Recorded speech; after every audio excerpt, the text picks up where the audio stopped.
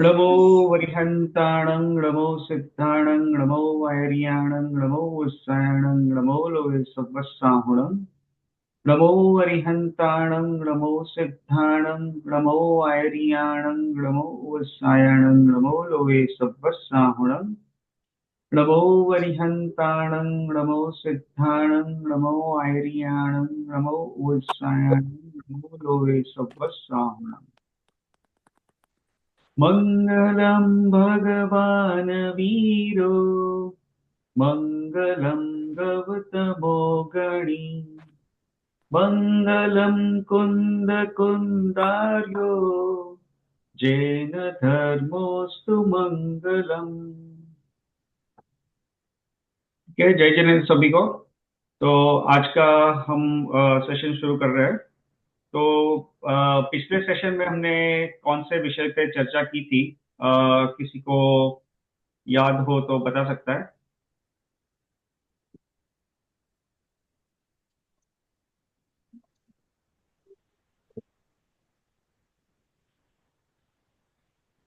किसी को I think थोड़ा ब्रेक जय पड़ गया तो। जिनेन्द्र।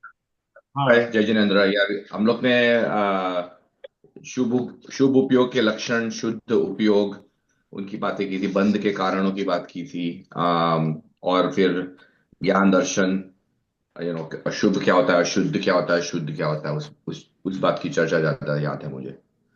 हाँ हाँ, राइट। तो बेसिकली अपने जो ओवरऑल जो टॉपिक चल रहा था कि जैन धर्म में पुरुषार्थ कहाँ पे करें, उस पे एक्चुअली हमारी चर्चा चल रही थी।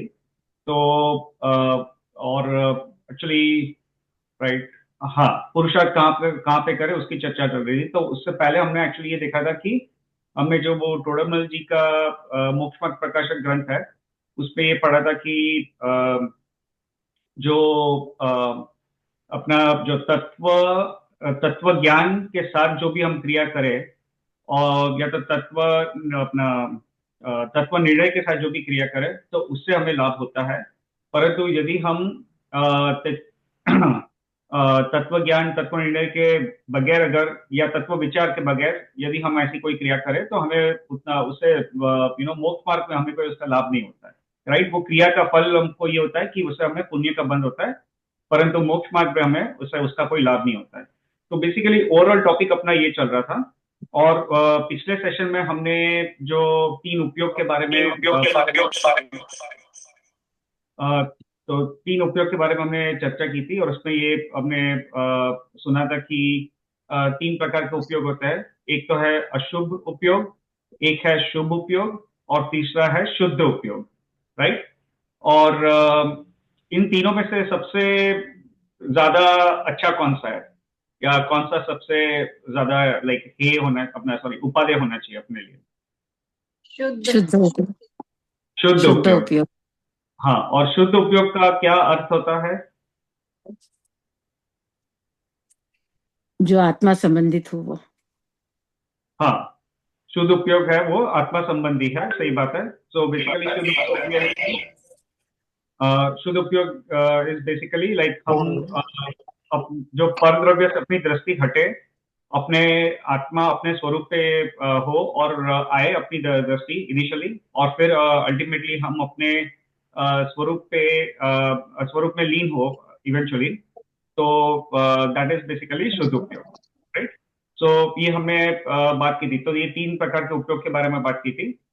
फिर हमने मोक्षमार्ग प्रकाशक ग्रंथ जो है उसमें जो टोडरमल जी ने एक थोड़े जो इस बारे में कथन किए हैं कि जैसे जीव जो है वो बाहर की क्रिया तो करता रहता है, परंतु जो अंतरंग जो उसमें जो फर्क होना चाहिए अंतरंग अपने जो विचारों में, भाव में, परिणामों में, तो उसमें जो है वहां पे फल नहीं आता है। राइट। तो हमने उसके बारे में ये पढ़ा था कि जैसे कोई भक्ति तो करता है परंतु दृष्टि घूमती रहती है। कोई तो कई लोग तो सिर्फ कुदेव आदि की सेवा में लग जाते हैं, तो तत्व का जो स्वरूप है वो समझते नहीं है। कई लोग दान देते हैं परंतु उसमें भी क्या है कि सांसारिक सुख का या तो मानादिक का पोषण का ही प्रयोजन रहता है। तो और कौन पात्र है कौन अपात्र है उसका विवेक नहीं होता है। तो ये सब जो है बाहर की जो क्रियाएं होती है और उसमें फिर क्या होता है कि हम उसमें धर्म मान लेते हैं और उससे हम संतुष्ट भी हो जाते हैं कि भैया मैंने ये सब क्रियाएं कर ली, मैंने यहाँ पे इतने डॉलर का दान दे दिया तो चलो इस बार मेरा धर्म हो गया, मैंने इतने व्रत उपवास आदि कर लिए तो मेरा धर्म हो गया, राइट। परंतु जो उसमें जो सही समझ होनी चाहिए धर्म की वो नहीं आती है और उस वजह से क्या होता है कि अल्टीमेटली उससे हमें कोई लाभ नहीं होता है, राइट। उसका पुण्य का बंद हो जाता है। परंतु ऐसा कोई जो ऐसा मोक्ष मार्ग में कोई हमें लाभ नहीं होता है। तो बेसिकली ये हमने पिछली बार आई थिंक इतना डिस्कस किया था। आज हम क्या करेंगे कि इसी विषय पे थोड़ा हम आगे बढ़ रहे हैं, ठीक है। तो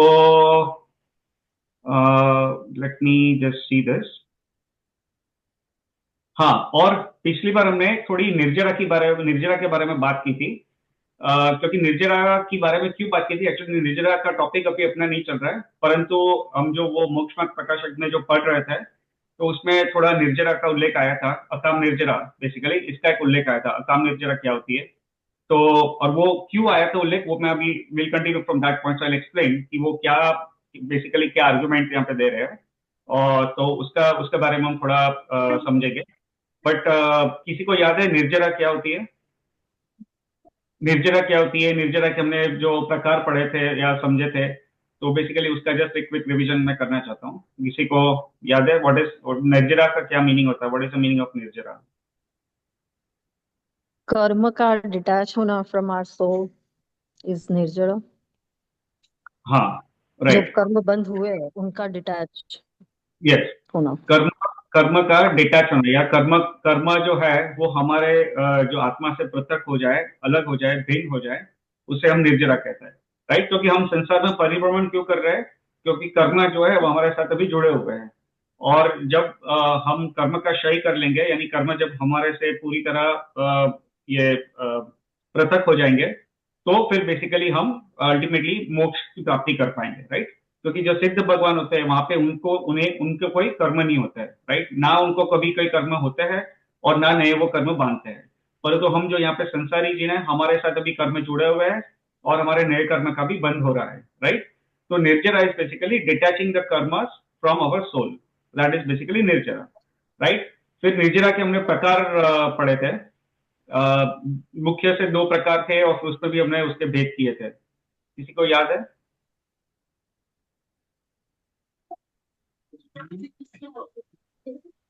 वॉलंटरीली मतलब कॉन्शियसली तुम अगर डिटैच कर रहे हो तो that is one type of nirjara. वो टाइप हाँ का नाम नहीं याद, अकाम या सकाम आई थिंक। मैं तो थी नहीं, पर फिर भी बोलूं क्या मैं? हाँ हाँ, बोलिए। सकाम निर्जरा और अकाम निर्जरा। हाँ, सही बात है। So correct, so I think रोशनी आप वही बोल रहे थे जो basically those are the exact things you are trying to say, so that's fine. So basically Yep. निर्जरा जो है हमने जस्ट सकाम निर्जरा और अकाम निर्जरा की बात कर रहे हैं। उससे पहले हमने ये बात की थी कि जो एक सविपाकी और अविपाकी निर्जरा की बात की थी। सविपाकी, विपाक यानी फल देना, get the result, that is the meaning of vipaka. सो सविपाकी यानी जो फल देने के साथ जो निर्जरा होती है उसे हम सविपाकी कहते हैं। जैसे मैंने कोई कर्म बांधा था पूर्व भाव में और फिर वो कर्म मेरा उदय में आया इस भाव में, और फिर मैंने कर्म को भुगत लिया, तो फिर वो कर्म भोग लिया मैंने, इसलिए फिर वो जो कर्म के जो पार्टिकल्स है वो मेरे सोल से डिटैच हो गए, राइट। तो वो है वो सविपाकी निर्जरा, यानी फल देने के बाद वो कर्म की निर्जरा हो गई, तो उसे हम सविपाकी कहते हैं। और जो अविपाकी है बेसिकली, यानी जहां पे हमने फल कर्म का जो बांधा था उसका हमने फल भुगतने से पहले ही उस कर्म को हमने टाल दिया या तो हमसे जुदा कर दिया, राइट। तो बेसिकली उसको उसको हम कहते हैं अविपाकी निर्जरा। और हमने ये बात की थी कि जो अविपाकी निर्जरा है that is what we are interested in, क्योंकि जो फल भुगत के तो फिर वो कर्म का निवारण होना है, तो वो तो उसमें कोई बड़ी बात नहीं, वो तो हर जीव करने ही वाला है इवेंचुअली। बट यदि हम उसको फल भुगतने से पहले ही उसको हम अपने से पृथक कर ले तो that is what is more relevant and important, right. So that is avipaki nirjara. और जो अविपाकी निर्जरा है उस पर हमने उसके दो भेद पढ़े थे, एक है सकाम निर्जरा और एक है अकाम निर्जरा। अकाम निर्जरा इज बेसिकली जहां पे निर्जरा करने का भाव नहीं है, निर्जरा करने का प्रयोजन नहीं है, कोई ऐसे जो प्रतिकूल परिस्थिति है उसको फेस करने का हमारा कोई प्रयोजन नहीं है, कोई इच्छा नहीं है। परंतु ऐसी प्रतिकूल स्थिति अगर यदि हमारे पास आ गई और हमने उसमें समता भाव रखा और उसकी वजह से जो कर्म की निर्जरा हुई, उसे हम कहते हैं एक तरह से अकाम निर्जरा। और जहां पे हम बुद्धिपूर्वक जानबूझकर जहां पे ऐसे कोई कार्य करे, धर्म की जैसे तप करे और वो समझ के प्रॉपरली समझ के करे, तो वो होता है अकाम निर्जरा, सॉरी सकाम निर्जरा। उससे होती है सकाम निर्जरा। जैसे अपने मुनिराज है, ये जिनका जो जैसा जीवनचर्या रहती है, भोजन होता है, ये सब जो आहार आदि की क्रिया होती है, तो उसमें वो लोग और जो इतना तप करते हैं, तो उनसे उनकी निर्जरा भी काफी होती है, right. And that is basically example of सकाम निर्जरा, ठीक है। और हमने लास्ट टाइम वो देखा था कि जैसे तिर्यंच गति के जीव है, कुत्ते हैं, तो ये जो है इंडिया में स्ट्रीट डॉग्स एग्जांपल्स है कि वो बेसिकली इतने बाहर का जो तापमान होता है, जो सर्दी होती है, गर्मी होती है, उसको सहन करते हैं, भूख को सहन करते हैं, प्यास को सहन करते हैं, तो उसपे उनकी जो है वो अकाम निर्जरा होती है। That is an example of akam nirjara. तो ये हमने पिछले बार यहाँ तक पढ़ा था और ये समझा था। अभी अभी जो है will continue from this topic. इतने में किसी को कोई क्वेश्चन तो नहीं है, राइट?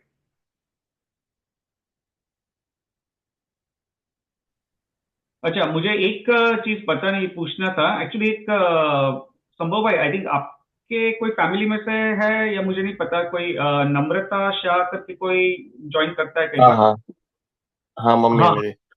अच्छा अच्छा, हाँ। तो आई थिंक वो आंटी जी शायद ग्रुप में है या नहीं है, क्योंकि अपने पिछले सैटरडे भी I think she try to join, फिर I think maybe she was not aware. तो मैं वही सोच रहा था कि आंटी को शायद अगर ना पता हो तो maybe, and if she is not in our WhatsApp group, we can get her added, so that way she gets update. मैं आपको नंबर भेजता हूँ आपको। हाँ हाँ, ठीक है, ओके। चलिए हम कंटिन्यू करते हैं। तो अभी आज अपना जो है यहीं से हम कंटिन्यू करते हैं। तो इसमें क्या है कि जो पिछली बार जो है, इसमें यहाँ पे एक प्रश्न उठता है, राइट। हम लोग बोल रहे हैं कि भैया ये तप व्रत आदि करेंगे और उसको अगर समझे बिना करेंगे तो उससे हमें कोई लाभ होने वाला नहीं है, राइट। तो यहाँ पे फिर एक प्रश्न उठता है कि शास्त्र में तो अकाम निर्जरा कही है, यानी हमने क्या, एक्चुअली हमारा टॉपिक क्या चल रहा था? हमारा टॉपिक ये चल रहा था, हम ये बोल रहे थे कि ये जो शुभ भाव है, उससे तो पुण्य का बंध होता है, निर्जरा होती नहीं है, राइट। हमने ये पढ़ा था, राइट, क्योंकि हमने ये पढ़ा कि जो अशुद्ध भाव है, सॉरी अशुभ भाव है, उससे पाप का बंध होता है। जो शुभ भाव है उससे सामान्यतः पुण्य का बंध होता है, और जो शुद्ध भाव है उससे निर्जरा होती है, ठीक है। ये हमने पढ़ा था पिछली बार, राइट। तीनों उपयोग के बारे में समझा, फिर हमने ये पढ़ा था। तो यहाँ पे कोई ऐसा आर्ग्यूमेंट दे सकता है? क्या आर्ग्यूमेंट दे सकता है? यहाँ पे टोडरमल जी ने यहाँ पे बताया कि शास्त्र में तो अकाम निर्जरा कही है, राइट। वहां पे क्या कहा है कि बिना इच्छा के भूख प्यास आदि सहने से निर्जरा होती है, तो फिर उपवास आदि द्वारा कष्ट सहने से कैसे निर्जरा न हो, राइट। ऐसा किसी को प्रश्न आ सकता है, राइट। हम लोग बोलते हैं कि भैया आप बोल रहे हो कि आप अगर शुभ भाव में रहोगे तो पुण्य का बंध होगा, लेकिन वहां पे बेचारा जो कुत्ता है स्ट्रीट पे, वो सिर्फ भूखा है और उसकी तो अकाम निर्जरा हो रही है। और आप बोल रहे हो कि भैया मैं शुभ भाव में रह रहा हूँ, मैं तप कर रहा हूँ, व्रत कर रहा हूँ, ये सब कर रहा हूँ, और आप बोल रहे हो कि मेरा तो पुण्य का बंद हो रहा है, निर्जरा नहीं हो रही है। ऐसा आर्ग्यूमेंट कोई बोल सकता है, right. It's a very valid question. तो उसको हम कैसे समझे? फिर आप बोल रहे कि वहां कुत्ते की बेटे वो भूखा पड़ा है और उसकी निर्जरा हो रही है, और आप यहाँ पे जानबूझ के बुद्धिपूर्वक अगर ये कर रहे हो, तप कर रहे हो, और आप बोल रहे हो कि उससे आपको कोई निर्जरा नहीं हो रही है सही में महीने में, या तो कोई मोक्ष मार्ग में कोई लाभ नहीं हो रहा है, तो फिर उस बात को कैसे समझे, right. And it's a valid question. तो इसका उत्तर यहाँ पे मोक्ष मार्ग प्रकाशक ने एक अच्छा तर्कपूर्वक दिया है टोडरमल जी ने, तो उसको हम थोड़ा पढ़ते हैं, ठीक है। तो देखिए यहाँ पे क्या लिखा है कि इसका समाधान ये है कि अकाम अकाम निर्जरा में भी बाह्य निमित्त तो बिना इच्छा के भूख प्यास का सहन करना हुआ है, और वहां मंद कषाय रूप भाव हो तो पाप की निर्जरा होती है और देवादी पुण्य का बंध होता है, ठीक है। तो अकाम निर्जरा में क्या कहा है कि यदि ऐसे जो प्रतिकूल परिस्थिति आए और उसमें भी समता भाव रखे और मंद कषाय हो, तो कषाय यानी क्रोध मान माया लोभ बेसिकली जो है वो स्थूल रूप से उसका बेसिकली उसको हम कषाय कहते हैं, राइट। जो अपने मन के भाव है, जो ऐसे नेगेटिव थॉट्स है, क्रोध मान माया और लोभ, तो इसको कषाय कहते हैं। तो यहाँ पे जब ऐसी प्रतिकूल परिस्थिति आए और फिर भी हमारे कषाय जो है मंद रहे, उसकी तीव्रता ना बढ़े, तो पाप की निर्जरा होती है और देवादीप पुण्य का भी बंद होता है। क्योंकि आप जिस लोग ने तत्रा सूत्र पढ़ा होगा तो उसको पता होगा कि जो देव आयुष्य का एक कारण है कि जो देव आयुष्य किस कारण से देवगति में जाते हैं, राइट। तो उसमें एक रीजन है अकाम निर्जरा, right. One of the reason for going to devgati is akam nirjara. तो जो जीव अकाम निर्जरा काफी करता है तो उसका भी बेसिकली देवगति का आश्रय होता है उसे, राइट। देवगति के बंद होने का चांसेस है, देवगति के आयुष्य का बंद होने का चांसेस। तो ये क्या कहा है कि जो ऐसे अकाम निर्जरा में मन कषाय के भाव हो तो पाप की निर्जरा भी होती है और पुण्य का बंध भी होता है। परंतु यदि तीव्र कषाय होने पर भी कष्ट सहने से पुण्य बंध होता हो तो सर्व तिर्यंचाधिक देव ही हो सो बनता नहीं है। ठीक है, देखिए ये एक बहुत इंपॉर्टेंट पॉइंट कहा।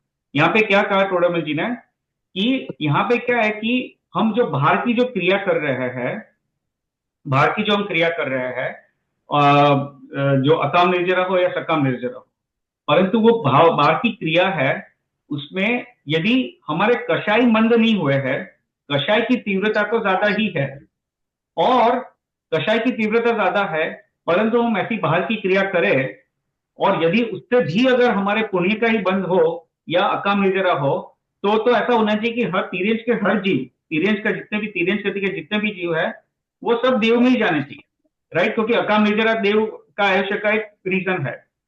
तो जैसे सिंह है तो वो एक हिंसक प्राणी है, परंतु सिंह जो है वो क्या करता है कि उसको भी अल्टीमेटली जिस दिन खाना नहीं मिलता है तो भी 3-4 दिन तक शायद भूखा रह सकता है। उसको पानी ना मिले तो वो कितने दिन तक भूखा या प्यासा रह सकता है। उसे अगर कोई बीमारी आ जाए, उसका शरीर ना काम कर रहा हो तब तो भी भूखा प्यासा रह सकता है। फिर उसे भी इतनी गर्मी कठोर ये जो वेदर है, क्लाइमेट है, उसको सहन करना पड़ता है, राइट। तो अल्टीमेटली अकाम निर्जरा तो उसकी भी होनी चाहिए उसके हिसाब से, और उसके हिसाब से उसको भी देवलोक गति में जाना चाहिए, राइट। परंतु सिंह देवगति में सामान्य से जाते नहीं है। ज्यादातर जो सिंह है, जो ऐसे हिंसक प्राणी है वो नरक गति में जाता है ज्यादातर, ठीक है। अधिकतर जो प्राणी ऐसे जो हिंसक प्राणी है वो ये ऐसा नियम नहीं है, but yes the if you look at the probability the chances are high कि ऐसे हिंसक प्राणी है वो नरक गति में जाए।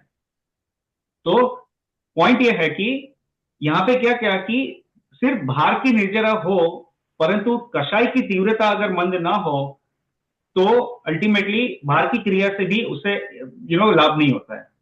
क्योंकि अगर ऐसा होता तो जितने भी ये प्राणी है, इवन जो ऐसा हिंसक प्राणी है, वो सब देवगति में जाना चाहिए, राइट। क्योंकि वो सिंह भी तो अकाम निर्जरा करता है, लेकिन वे सब जो प्राणी है वो देवगति में नहीं जाते हैं क्योंकि उनके जो भाव है उसमें हमेशा अशुभ भाव में रहता है। उनका तो ऐसा रहता है कि भैया मुझे जितना चांस मिले मैं इस प्राणी को मार दू, खा लो, और जितने ज्यादा जीव को मैं मारू तो मेरा उतना ज्यादा मेरा पेट भरेगा, राइट। उनकी और इतने उनका क्रोध वाली लेशिया रहती है बेसिकली। तो कहने का पॉइंट यह है कि ये यहाँ पे क्या है कि भार की तो क्रिया हो रही है, लेकिन अगर मन में जो कषाय की तीव्रता है तो अल्टीमेटली वो निर्जरा का कारण नहीं बनता है। यहाँ पे एक ये जो तर्कपूर्वक यहाँ पे कैसे एग्जाम्पल देके यहाँ पे कहा है, ठीक है। तो यहाँ पे वापस पढ़ रहा हूं कि परंतु यदि तीव्र कषाय होने पर भी कष्ट सहने से पुण्य बंद होता हो तो सर्व तिर्यंचाधिक देव ही हो तो बनता नहीं, लेकिन ऐसा होता नहीं है। उसी प्रकार इच्छा पूर्वक उपवास आदि करने से वहां भूख प्यास आदि कष्ट सहते हैं, सो यह बाह्य निमित्त है, राइट। हमने इच्छा पूर्वक क्या किया कि हमने ऐसे कष्ट सहे कि भूख और प्यास को सहा हमने, तो ये बाह्य निमित्त है, परंतु वहां जैसा परिणाम हो वैसा फल पाता है, ठीक है। ये क्या कहा कि बाहर की क्रिया तो है लेकिन उसके साथ जैसा परिणाम यानी अपने मन के भाव, अपने विचार, अपने थॉट्स, तो अपने जैसा परिणाम हो अपने मन के जैसे भाव हो वैसा फल मिलता है। सिर्फ बाह्य किया तो क्रिया तो कर ली, उपवास आदि हम कर रहे हैं, परंतु हमारी कषाय में मंदता नहीं हुई, हमारे में जो मन के जो संक्लेश भाव है वो कम नहीं हुआ है, हमारी जो आहार के प्रति जो लोलुपता है वो तो कम नहीं हुई, और तो ये सब नहीं होता है तो उससे क्या है कि अल्टीमेटली हमें उसका पॉजिटिव फल ऐसा नहीं मिलता है। पुण्य का बंध हो जाएगा लेकिन वो मोक्ष मार्ग में फिर हमें कोई ऐसा लाभ नहीं दिलाता है। तो यही कहा कि इच्छा पूर्वक उपवास आदि करने से वहां भूख प्यास आदि कष्ट सहते हैं, सो बाह्य निमित्त है, ये तो बाहर की क्रिया होगी, परंतु वहां जैसा परिणाम हो वैसा फल मिलता है। हमारे तब मन के जो भाव जैसे रहते हैं ये क्रिया के साथ उसके उसके हिसाब से हमें फल मिलता है। ठीक है। तथा इस प्रकार बाह्य साधन होने से अंतरंग तप की वृद्धि होती है, इसलिए उपचार से इसको तप कहा है। देखिए, ठीक है, ये पूरा सेंटेंस पढ़ लेते हैं। तथा इस प्रकार बाह्य साधन होने से अंतरंग तप की वृद्धि होती है, इसलिए उपचार से इसको तप कहा है। परंतु यदि बाह्य तप तो करे और अंतरंग तप न हो तो उपचार से भी वह तप संज्ञा नहीं है। ठीक है, अभी इसको समझना है। ये इसका मीनिंग क्या हुआ कि हम बाहर की क्रिया करें, लेकिन जो जो बाह्य तप है, देखिए अपने शास्त्र में कितने प्रकार के तप कहे गए, किसको पता है? ये भी तत्वार्थ सूत्र में आता है। 12 प्रकार के। हाँ, 12 प्रकार के तप कहे गए, राइट। उसमें से जो है कितने बाह्य तप है और कितने अंतरंग तप है? 6 6 और 6, राइट। तो 6 बाह्य तप है और 6 अंतरंग तप है। जो बाह्य तप है जैसे अपना अनशन, उन्नोदरी, वृत्ति संक्षेप, कायक्लेश, ये सब जो है वो ये बाह्य तप आता है। और जो अंतरंग तप है उसमें अपना ध्यान, कायोत्सर्ग, आई थिंक और भी है, अपने नाम मुझे भी याद नहीं आ रहा है, बट अपना जो ध्यान है, कायोत्सर्ग है, बोलिए। कायाक्लेश, कायोत्सर्ग। नहीं, कायक्लेश वो कायक्लेश बाह्य तप में आता है। जो शरीर से रिलेटेड जो है वो बाह्य तप में आएगा, जो अपने मन से भाव से रिलेटेड है। हाँ, जो अपने प्रायश्चित। हाँ, स्वाध्याय प्रायश्चित, यस, करेक्ट। तो अपने मन से और भाव से जो रिलेटेड है वो उसमें आता है, अपना अंतरंग तप में आता है। तो स्वाध्याय, प्रायश्चित, कायोत्सर्ग, ध्यान, ये सब जो है ये सब इसमें आता है बाह्य अपने अंतरंग तप में। तो कहने का ये पॉइंट है कि जैसे अपने शास्त्र में जो एक्चुअली जो तप की जो समझ ये है कि बाह्य तप करने का प्रयोजन क्या है। बाह्य तप करने का प्रयोजन ये है कि हमारा अंतरंग जो तप है वो होना चाहिए। अगर बाह्य तप करने से हमारे अंतरंग तप हो, या तो हमारे जो मन के भाव में वृद्धि हो, यानी if we improve in our thoughts, हमारे कषाय मंद हो, तो ये जो बाह्य तप है वो उसको सही में एक्चुअली वो तप माना जाएगा। लेकिन अगर हम बाहर से तप करें, लेकिन जब हमारे मन के भाव में कोई परिणाम में कोई फर्क ना आए, तो वो तो उपचार से भी तप नहीं है, राइट। तो उपचार से हम ऐसे, जैसे आज ने किसी ने किया कि आप मंदिर में गए और आपको कोई मिला और वो बोलेगा कि भैया आज मैंने मेरा 5 उपवास किए, तो हम अनुमोदना करेंगे। क्या हम बोलेंगे कि भैया आपने तो बहुत अच्छे तप, आप इतना सब तप कर रहे हो तो बहुत अच्छी बात है, खूब खूब अनुमोदना, राइट, हम लोग कहते हैं। तो तप जो है वो उपचार से कहते हैं, क्योंकि तप अल्टीमेटली जो बाहर का तप है वो अंदर का तप, अंतरंग तप कराने में वो निमित्त बनता है। तो अंतरंग तप जब होता है तो वो सही में तप है। लेकिन सिर्फ मैंने भूखा रह लिया, 5 दिन कुछ खाना नहीं खाया, लेकिन उससे अगर मेरे अंतरंग ये तप कुछ हुआ नहीं, उससे मेरे भाव में कोई इंप्रूवमेंट नहीं हुआ, तो अल्टीमेटली वो तप भी नहीं है, वो बाह्य तप भी नहीं है, राइट। तो यहाँ पे वही कह रहे हैं कि उपचार से हम जैसे 5 दिन खाना नहीं खाया तो हमने कह दिया कि भैया मैंने 5 उपवास किया तो आपने तप किया, लेकिन वो उपचार से है। उपचार से यानी कहने का एक वो अपने language that is how we use the words, right. But वो एक्चुअल तप तो वो है कि जब वो अपना अंतरंग तप हुआ बाह्य तप के निमित्त से, तो अल्टीमेटली वो सही में तप होता है। तो यहाँ पे क्या कहा है कि हाँ, इस प्रकार बाह्य साधन होने से अंतरंग तप की वृद्धि होती है, इसलिए उपचार से इसको तप कहते हैं। परंतु यदि बाह्य तप तो करे और अंतरंग तप न हो तो उपचार से भी तप संज्ञा नहीं है।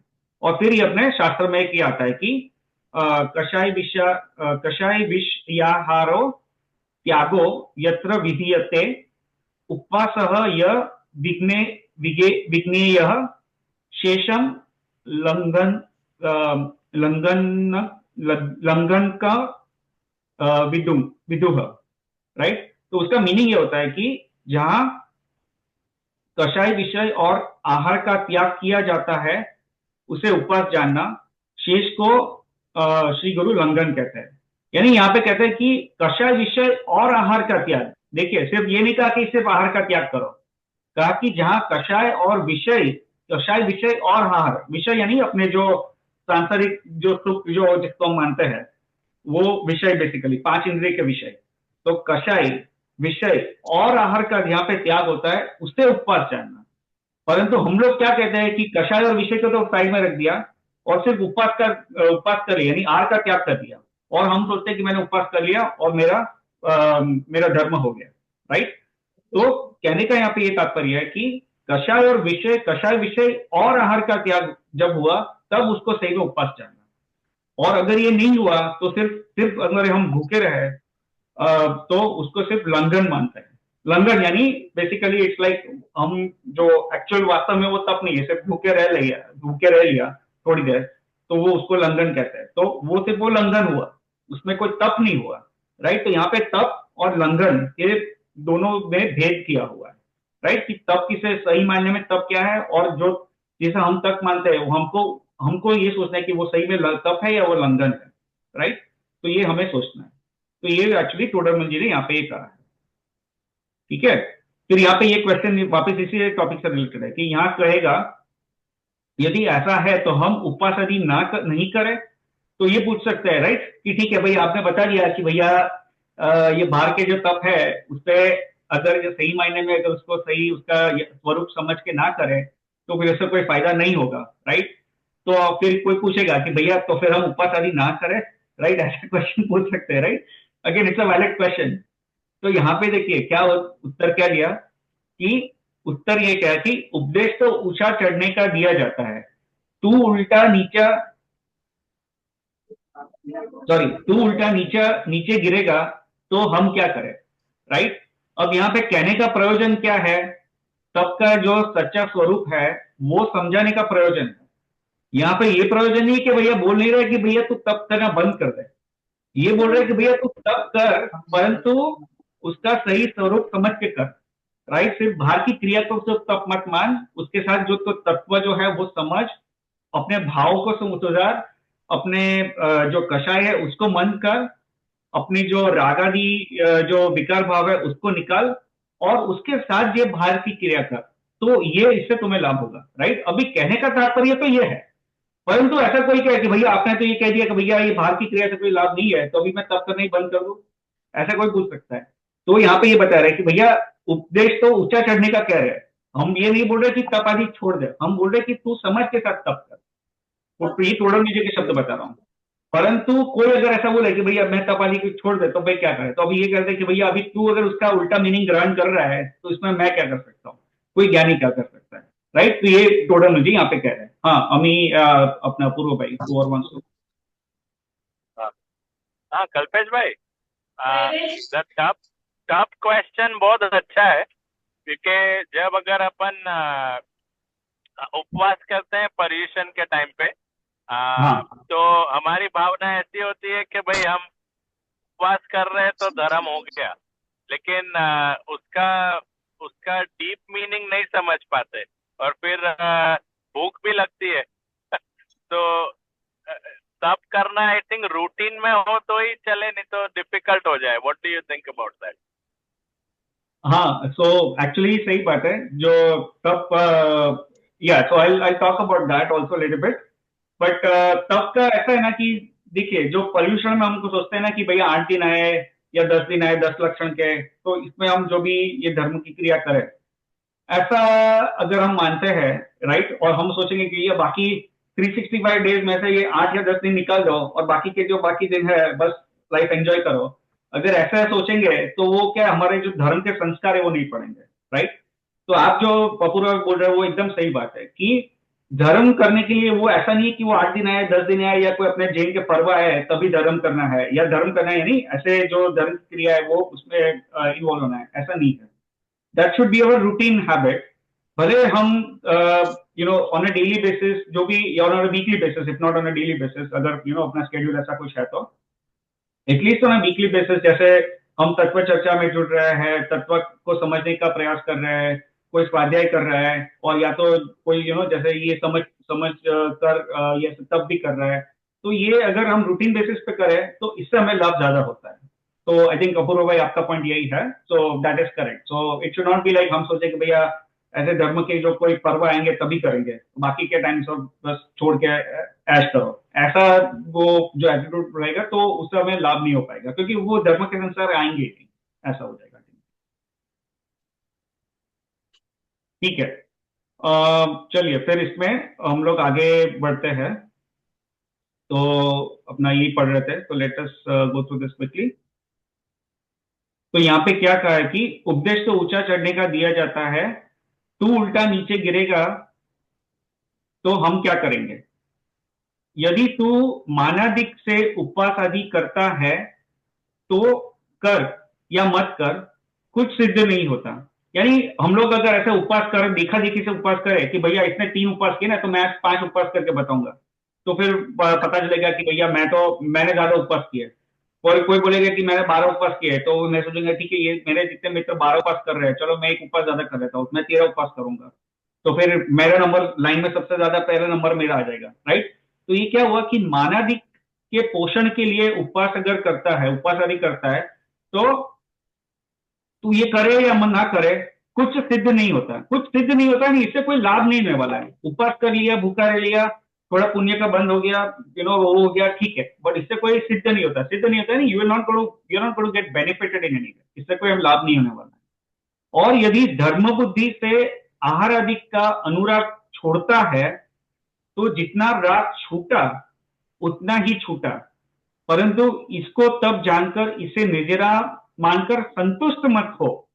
यानी हमने ये सोचा कि भैया मैं उपवास करूंगा और इससे मेरी थोड़ी निर्जरा हो जाएगी, मेरा जो मेरा आहार के प्रति जो अनुराग है, जो मुझे आहार की लोलुपता है, आहार जो की आसक्ति है, आहार जो मुझे अच्छा लगता है, खाना मुझे अच्छा लगता है, तो उससे मेरा थोड़ा राग कम होगा। तो ये राग अगर कम हुआ तो असली में सही में अगर उससे थोड़ा राग कम हुआ तो लाभ है, उतना लाभ हुआ, वरना तो वो भी लाभ नहीं हुआ, राइट। सो बेसिकली यहाँ पे क्या कहा है कि मैं पूरा जो हाईलाइटेड पार्ट है उसी को पढ़ रहा हूं in the interest of time. तो अंतरंग परिणामों की शुद्धता हो उसका नाम अंतरंग तप जानना, राइट। तो ये सिर्फ एक शॉर्ट में ये कह रहा है कि जो अंतरंग परिणामों की शुद्धता हो उसे अंतरंग तप जानना। क्योंकि देखिए बाह्य तप, मैंने जो कहा था कि बाह्य तप जो है वो अंतरंग परिणामों की शुद्धता के लिए है, right. Ultimately that is a purpose, you are trying to achieve शुद्धता ऑफ योर भाव थ्रू दीज बाह्य क्रिया। अभी हमने बाह्य क्रिया तो कर ली, लेकिन अंतरंग परिणामों की अगर कोई शुद्धता नहीं हुई तो उसका अंतरंग तब तो हुआ ही नहीं, राइट। तो ये बेसिकली यहाँ पे एक कहा है। फिर आगे जो है यहाँ पे जो कहा है वो पढ़ते हैं। वहां भी इतना विशेष है कि बहुत शुद्धता होने पर शुद्ध उपयोग रूप परिणति होती है, वहां तो निर्जरा है।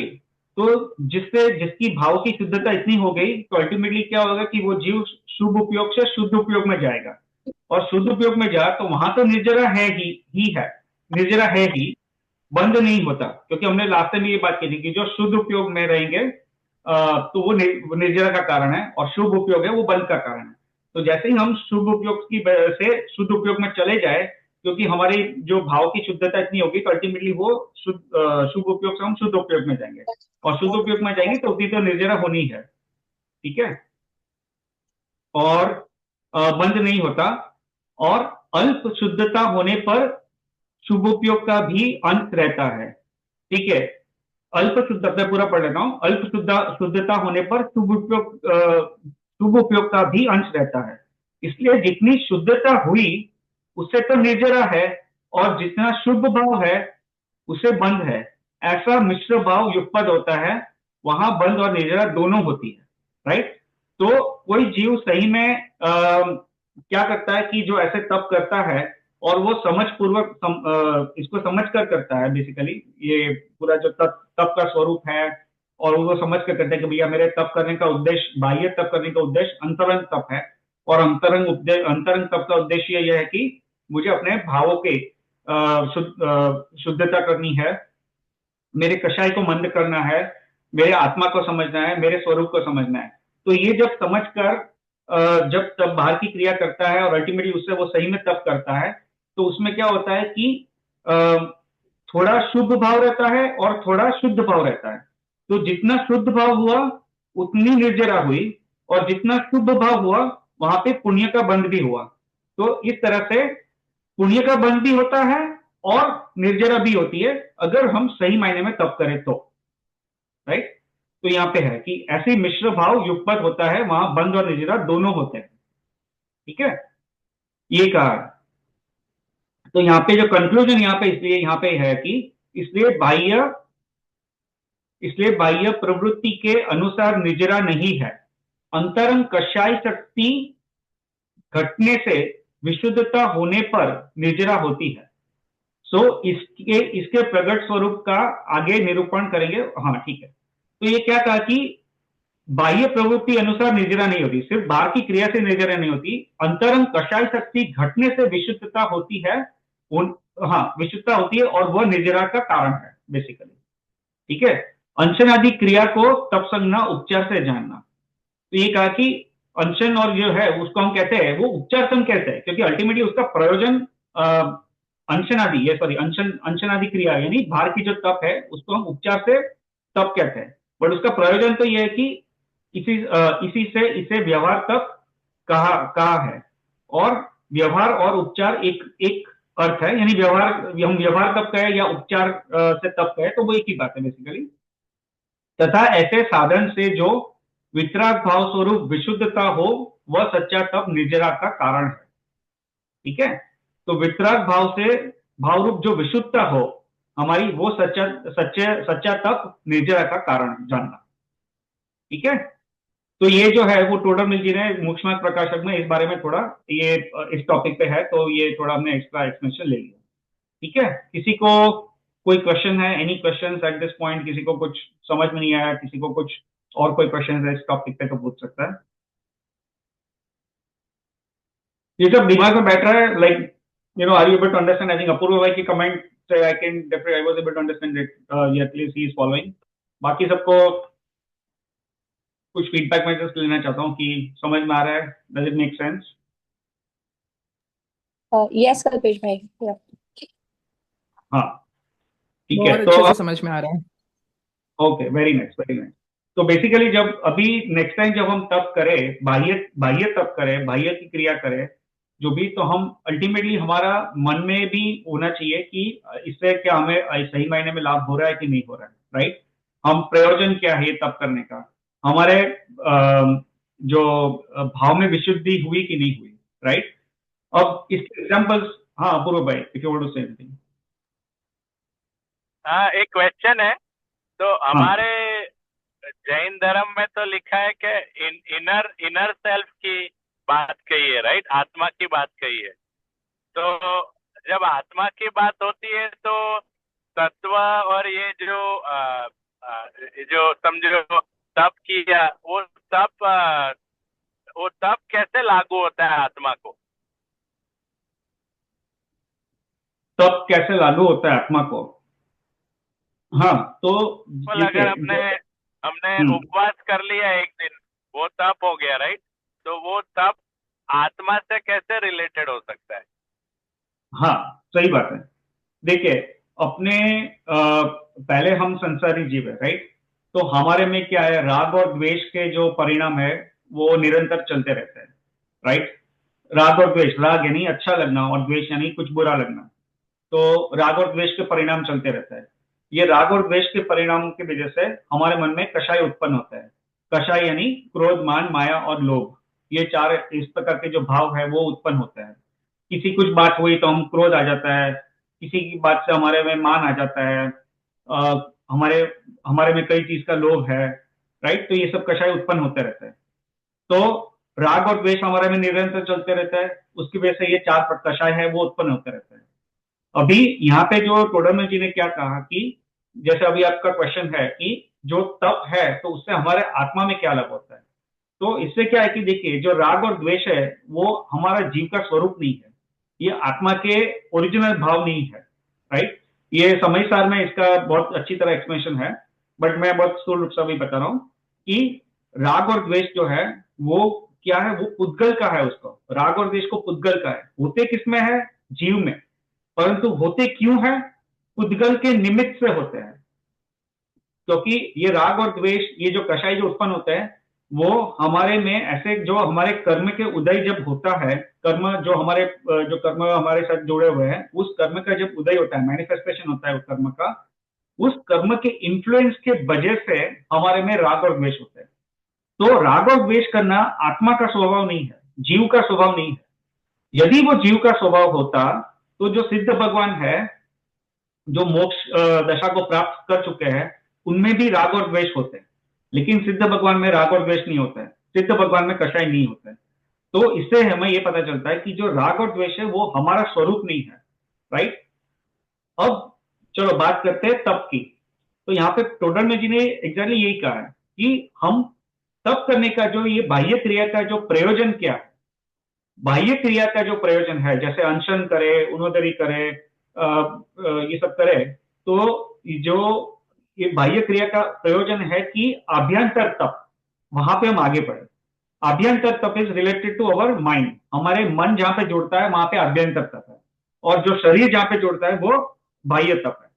तो हम भूखे रहे, राइट। एक दिन मैंने उपवास किया तो मैंने भूखा रहा, एक दिन सारे दिन मैंने कुछ नहीं खाया, लेकिन मैंने उसका प्रयोजन क्या था, मेरा ये प्रयोजन था कि मैंने ये सोचा कि भैया मैं तो आत्मा हूं, आत्मा का स्वरूप कैसा है, आत्मा जो है वो कभी आहार ग्रहण नहीं करता है, राइट। आत्मा डजंट नीड फूड, परंतु ये अभी शरीर है, मेरे साथ जुड़ा हुआ है कर्म के उदय से, इसलिए मैं हर रोज मैं खाना खाता हूं।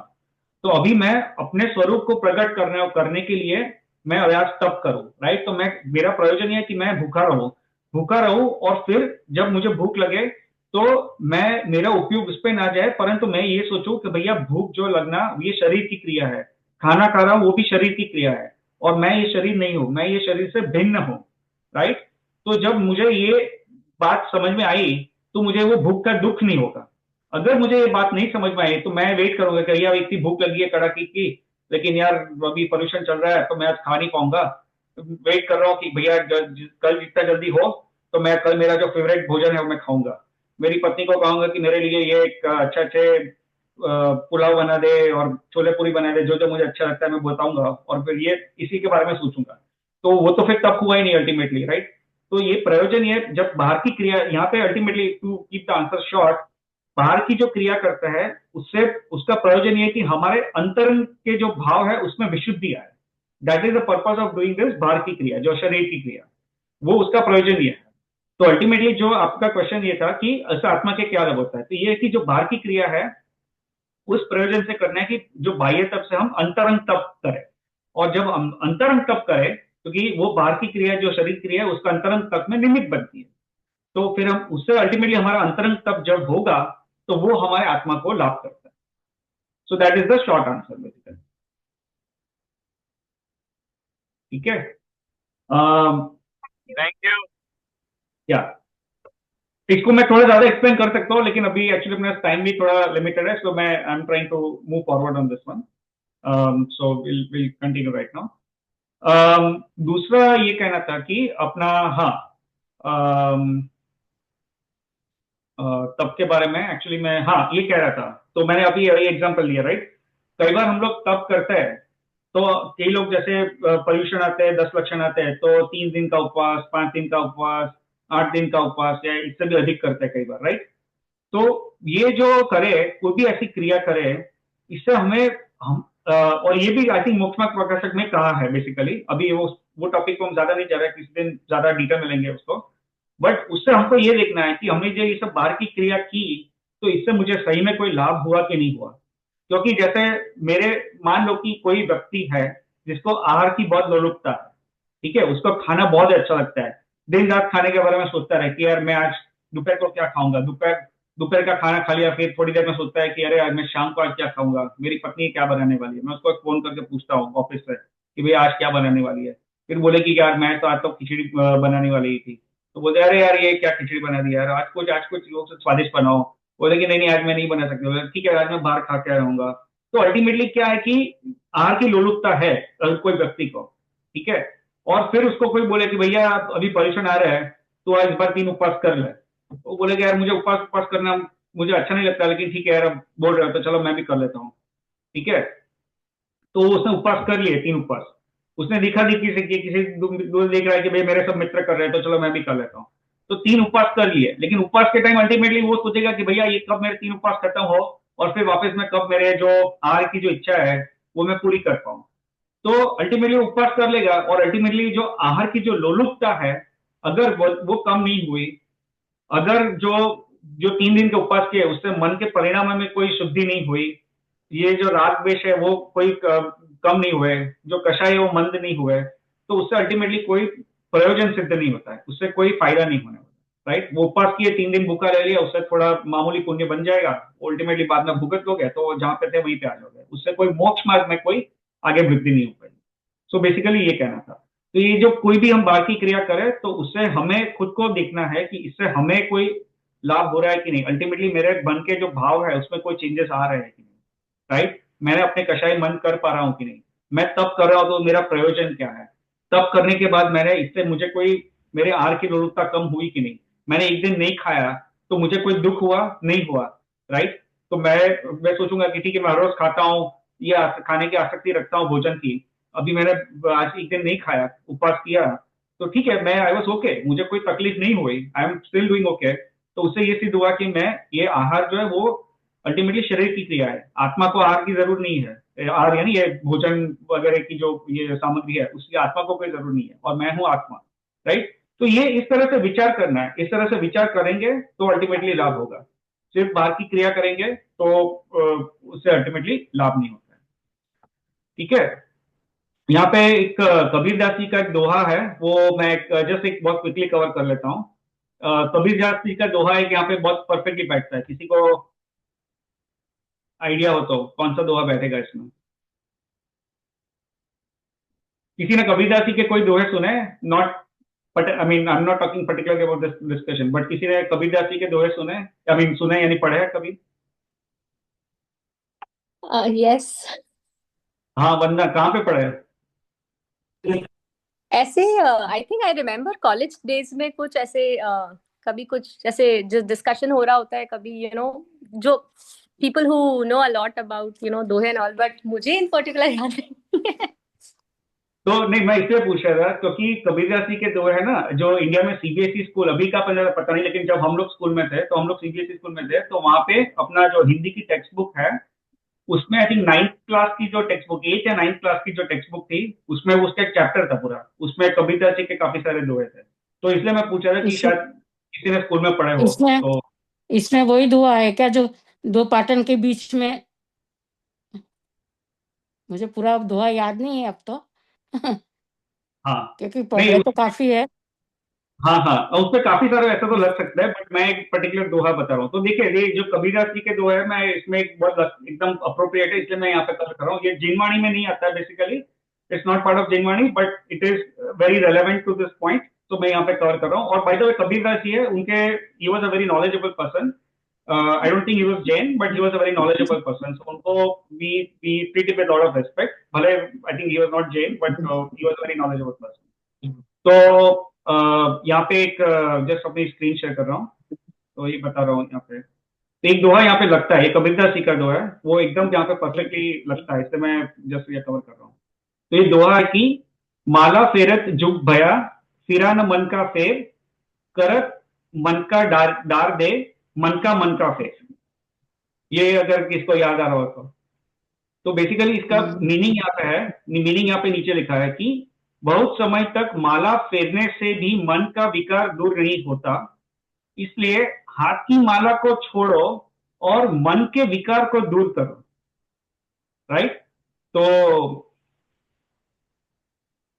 ये जो दोहा है वो बेसिकली अपने यहाँ पे इसलिए रखता है क्योंकि हम जो बाहर की जो क्रिया करते रहते हैं और उसी में हम संतुष्ट हो जाते हैं कि भैया मेरा धर्म हो गया, तो यहाँ पे यही बोल रहे हैं कि भैया हाथी मेरा तो फिरती रहते हैं लेकिन उसमें मन का कोई विकार तो दूर ही नहीं हुआ, तो अल्टीमेटली हाथी मारा को अगर छोड़ दो लेकिन मन का जो विकार है उसको दूर करो, राइट।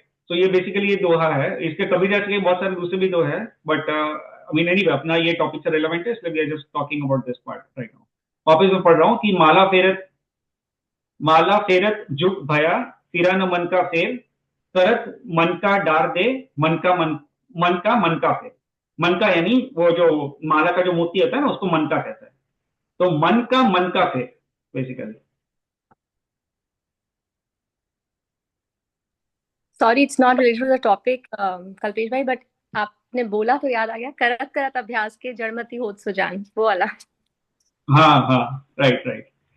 उसके और कबीरदास के दूसरे भी दो काफी है, जैसे वो निंदक नियारे राखिए वाला वो भी है।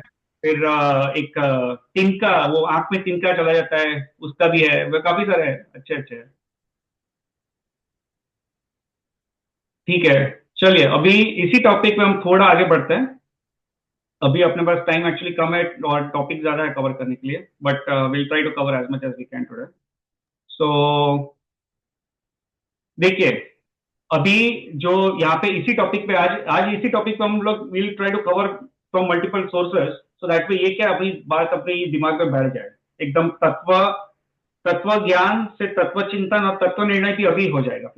फिर वो तत्व निर्णय अलग से नहीं करना पड़ेगा, इसलिए आज इसी पे थोड़ा ज्यादा हम इसी टॉपिक पे ज्यादा कर लेते हैं। ठीक है, तो ये आई थिंक पलक ने पिछली बार शायद छेड़ा था, तो इसी को हम यहाँ पे देख लेते हैं। तो ये जो है 6 डाला में बेसिकली आता है कि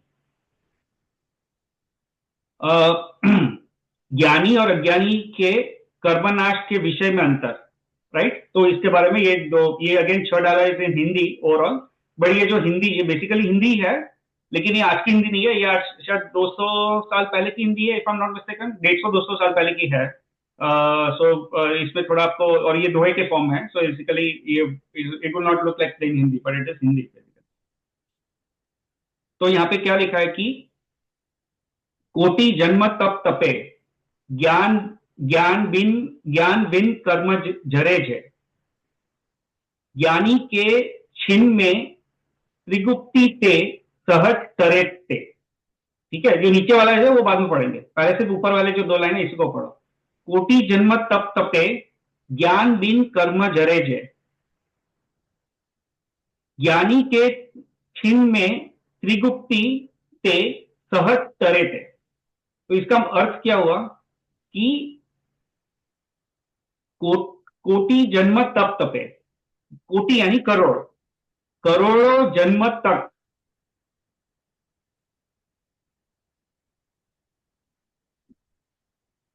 यानी ये कहा कि करोड़ों जन्म तक अगर कोई जीव तप करता है,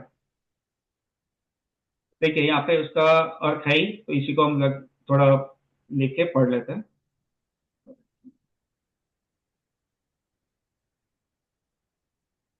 हाँ, तो मैं थोड़ा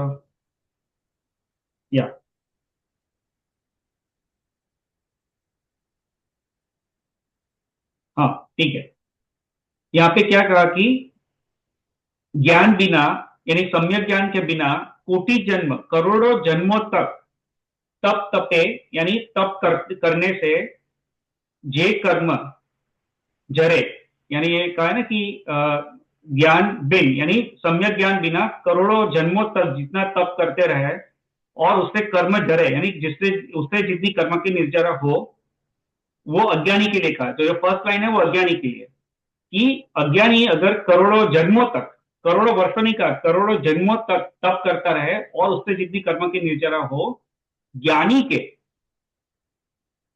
ठीक है, उतने ही कर्म ज्ञानी के, सम्यक ज्ञानी जीव के त्रिगुप्ति यानी मन वचन और काय की और की प्रवृत्ति को रोकने से, यानी निर्विकल्प शुद्ध भाव से, छिन्न में यानी क्षण मात्र में, क्षण में यानी छिन्न यानी क्षण मात्र में, सहज सरल से तरे यानी नष्ट हो जाते हैं। यानी क्या कहा कि कोई अगर जीव सम्यक दृष्टि है, सम्यक ज्ञानी है, वो एक क्षण में जो अपने मन वचन और काया की क्रिया को जहां पे वहां से उससे वो विरक्त हो जाता है, राइट, शुद्ध भाव में चला जाता है। तो वहां पे एक क्षण में यानी एक सेकंड वो भी गिन लो प्रैक्टिकली, तो एक सेकंड में जितने कर्म की निर्जरा होती है उतनी अज्ञानी जो है वो करोड़ों जन्मों तक तप करता रहे, उसमें जितनी निर्जरा होती है, ऐसा है, राइट। तो अज्ञानी की करोड़ों जन्म तक तप करता रहे और उसमें जितनी निर्जरा होती है वो ज्ञानी की एक क्षण में हो जाती है, ऐसा है, राइट। फिर भी हम लोग क्या करते हैं कि कोई किसी को बोले कि भैया आप जैन हो तो आपका गोल क्या है, तो वो बोलेगा कि भैया मेरा गोल ये है कि मैं जितनी धर्म की क्रिया करूं तो मैं अच्छा रहेगा। लेकिन उसको पूछेंगे कि भैया हाँ आंटी आपको શું કરો સર हाँ, तो कोई भी जैसे हम ये कहते हैं कि भैया आपका गोल क्या है एज ए जैन, तो बोलते हैं कि मैं जितनी धर्म की क्रिया कर पाऊं तो मेरा अच्छा रहेगा। तो बोलेंगे भैया आप धर्म की क्रिया में क्या करोगे, तो भैया मैं तप करूंगा, व्रत लूंगा, ये सब करूंगा, राइट। लेकिन कोई नहीं, ऐसे कहने वाले बहुत कम लोग होंगे जो बोलेगा कि मुझे सम्यक दर्शन की प्राप्ति करनी है, राइट। तो यहाँ पे ये इंपॉर्टेंस पता रहे कि अल्टीमेटली ये बाहर की जो क्रिया है वो एक बाजू है, परंतु जो ज्ञानी होना यानी सम्यक दर्शन की प्राप्ति करना वो इंपॉर्टेंस उसका ज्यादा है। क्योंकि सम्यक दर्शन की प्राप्ति हुई तो ये करोड़ों जन्मों तक हम जितने तप करते रहेंगे और वो तप से जितनी निर्जरा हुई ज्ञानी यानी सम्यक दर्शन के बिना, उतनी निर्जरा तो सिर्फ 1 सेकंड में हो जाएगी अपनी, 1 सेकंड में, राइट। तो पुरुषार्थ किसका करना चाहिए, इस बाह्य क्रिया का या सम्यक दर्शन की प्राप्ति का, राइट। तो यहां पे सम्यक दर्शन का इंपॉर्टेंस है वो यहां पे कहा है, ठीक है। सो यहां पे सम्यक दर्शन का इंपॉर्टेंस का है basically. So again I am just repeating और कंक्लूडिंग दिस पॉइंट कि करोड़ों जन्मों तक कोई अज्ञानी जीव तप करता रहे और उससे जितनी कर्मों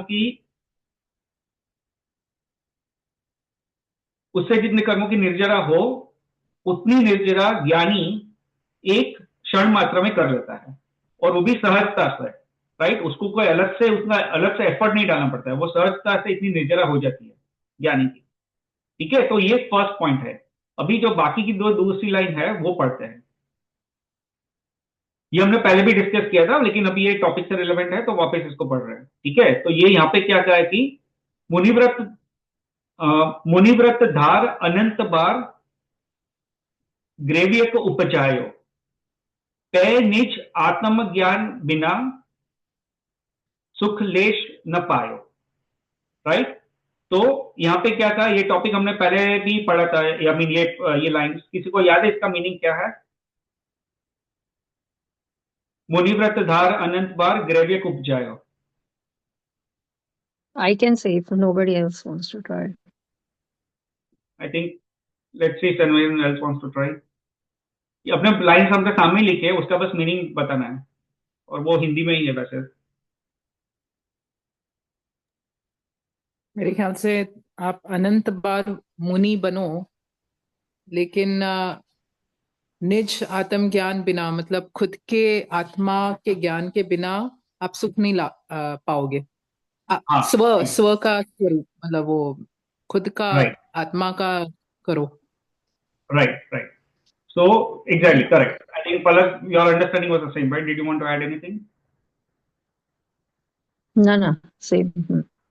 So अनंत बार ऐसे जस्ट मुनिव्रत धारण किया है, ग्रेवियक देव जो बने हैं ऊपर वाले, जो सबसे अच्छे वाले, जिसमें से like it's 1 step down from मोक्ष, जो फिजिकली वहां भी हम जाके आए, लेकिन फिर भी अभी तक मोक्ष नहीं गए क्योंकि खुद का आत्मा का ज्ञान हमने जो फोकस करना है वो उस पर नहीं रखा है, इसलिए नौ ग्रेव्य एक जाकर आए। हाँ, तो बेसिकली कैसा है कि ग्रेवियक इज बेसिकली जो स्वर्ग में एक देव है, देव का विमान, जो बेसिकली एक विमान 9 ग्रेवियक है। तो जैसे 9 जो विमान है देव के, वो उस टाइप का जो वो देव का है लेवल है, उसको हम ग्रेवियक कहते हैं। तो जो स्वर्ग के जैसे देव जो है वो 4 प्रकार के होते हैं, व्यंतर, भवनवासी, ज्योतिषिक और वैमानिक। तो ये जो वैमानिक देव है उसमें भी 16 स्वर्ग है, दिगंबर के हिसाब से 16 स्वर्ग है। उसके बाद ऊपर 9 ग्रेवियक आता है, उसके ऊपर 9 अनुदिश आता है और उसके ऊपर 5 अनुत्तर आता है। तो यहाँ पे क्या कहा है कि जो मुनिव्रत धार अनंत बार मुनिव्रत धारण किया और ग्रेव्यक उपजायो। यहाँ पे ग्रेव्यक क्यों कहा? ग्रेवियक इसलिए कहा क्योंकि जो अज्ञानी जीव है वो मैक्सिमम इतना पुण्य उपार्जन कर सकता है एक भाव में कि वो ग्रेवियक तक जा सकता है। तो जो 9 ग्रेवियक के जो विमान है वहां तक वो जन्म ले सकता है, ठीक है। और वो ग्रेवियक में जाना कोई मामूली बात नहीं है। ग्रेवियक में आज अगर आप या मैं नहीं जा सकता है, क्योंकि ग्रेवियक में जाना हो तो मुनिव्रत धारण करना पड़ता है, क्योंकि जो द्रव्यलिंगी मुनि हो, द्रव्यलिंगी यानी एटलीस्ट बाहर से उसने मुनिवेद का वेश धारण किया हुआ है, और वो भी निरतिचार जब मुनि का ये व्रतों का पालन करता है तब इतना पुण्य उपार्जन होता है कि वो वहां तक ग्रेवियक तक जा सकता है, ठीक है। तो लेकिन ग्रेवियक क्यों कहा? क्योंकि जो अज्ञानी जीव यानी जिसको सम्यक दर्शन नहीं है वो जीव ग्रेवियक तक ही जा सकता है, उसके ऊपर नहीं जा सकता है। उसके ऊपर के जो विमान है वहां पे सिर्फ जो सम्यक दृष्टि जीव है वही जा सकता है, ठीक है। तो ये कहा है कि मुनिव्रत धार अनंत बार ग्रेवियक उपजायो, यानी अनंत बार मुनिव्रत धारण किया जीवों ने, स्वामी जो ग्रेवियक है वहां तक गए, इतने ऊंचे तक गए, परंतु आत्मज्ञान बिना, परंतु मैं अभी म्यूट कर रहा हूं सबको, किसी को बोलना है तो बोल सकते हैं, बाद में अनम्यूट करके। हाँ, तो ते निज आत्मज्ञान बिना, यानी परंतु खुद के आत्म का ज्ञान नहीं हुआ और सुख लेश न पाए, यानी अल्टीमेटली कहने का यह तात्पर्य है कि आत्मे का खुद के आत्म का ज्ञान नहीं हुआ, निज का ज्ञान नहीं हुआ, खुद का स्वरूप क्या है वो समझा नहीं, और उसकी वजह से मुनिव्रत को धारण किया, ग्रेवियक जाके आए, परंतु हमने अपने आत्मा का ज्ञान नहीं किया और इसकी वजह से हमने सुख ना पाया, क्योंकि इस उपक्षे से कहा है कि जो देवलोक का सुख है, वो इंद्रिय का सुख है, वो सब तो भोग लिया, लेकिन वो सब भी निराकुल सुख नहीं है, वो आकुलता सहित है, राइट। और हमने क्या कहा था कि जो असली जो सुख है वो निराकुल सुख होता है। तो निराकुल सुख है वो तो वहां पे जाने के बाद भी हमें नहीं मिला, ग्रेवियक पे जाने के बाद भी नहीं मिला। तो ये है, तो यहाँ पे भी ये इंपॉर्टेंस यही है कि देखिए, ये थोड़ा भी मैं फटाफट पढ़ लेता हूँ। मिथ्यादृष्टि जीव आत्मज्ञान के बिना करोड़ों जन्मों भव तक बालतप रूप उद्यम करके जितने कर्मों का नाश करता है उतने कर्मों का नाश सम्यक ज्ञानी जीव स्वोन्मुख ज्ञातापने के कारण स्वरूप गुप्ति से क्षण मात्र में सहज ही कर डालता है। और ये अपने पहले वाला दोहा था उसके लिए था, फिर ये दूसरा वाला है इसके लिए है कि यह जीव मुनि के यानी द्रव्यलिंगी मुनि यानी जिसने मुनि जो वेश है वो बाहर से धारण किया है, परंतु और मुनि के जो तप है वो सब मुनि के जो रूल्स है वो सब फॉलो कर रहा है, जो 28 मूल गुण है वो फॉलो कर रहा है, मुनि की जो चर्या है, जितने रूल्स है वो सब फॉलो कर रहा है, तो फिर भी उसे द्रव्यलिंगी कहता है। क्यों? क्योंकि उसका अगर यदि सम्यक दर्शन ना हो तो उसे द्रव्यलिंगी कहेंगे, भावलिंगी नहीं कहेंगे। तो यहाँ पे द्रव्यलिंगी मुनि की बात चल रही है। तो यह जीव मुनि के यानी द्रव्यलिंगी मुनि के महाव्रतों को धारण करके उसके प्रभाव से 9वें ग्रेवियक तक के विमान में अनंत बार उत्पन्न हुआ, परंतु आत्मा के वेद विज्ञान यानी सम्यक ज्ञान अथवा स्वानुभव के बिना जीव को वहां भी लेश मात्र सुख प्राप्त नहीं हुआ, राइट। तो ये अपनी चौडाला में ये आता है, ठीक है। चलिए अभी अपना आगे इसी विषय पे थोड़ा और भी देख लेते हैं।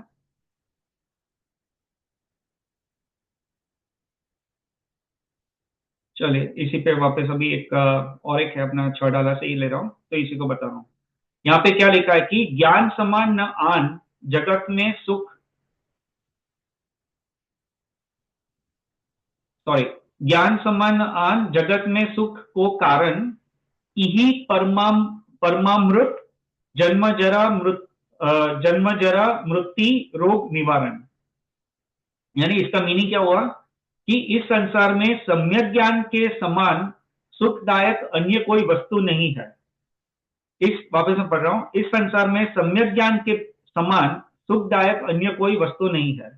यह सम्यक ज्ञान ही जन्म जरा और मृत्यु रूपी 3 रोगों का नाश करने के लिए उत्तम अमृत समान है। ठीक है, तो यहाँ पे भी अल्टीमेटली सम्यक ज्ञान सम्यक ज्ञान की जो प्रधानता है वो यहाँ पे दर्शाई गई।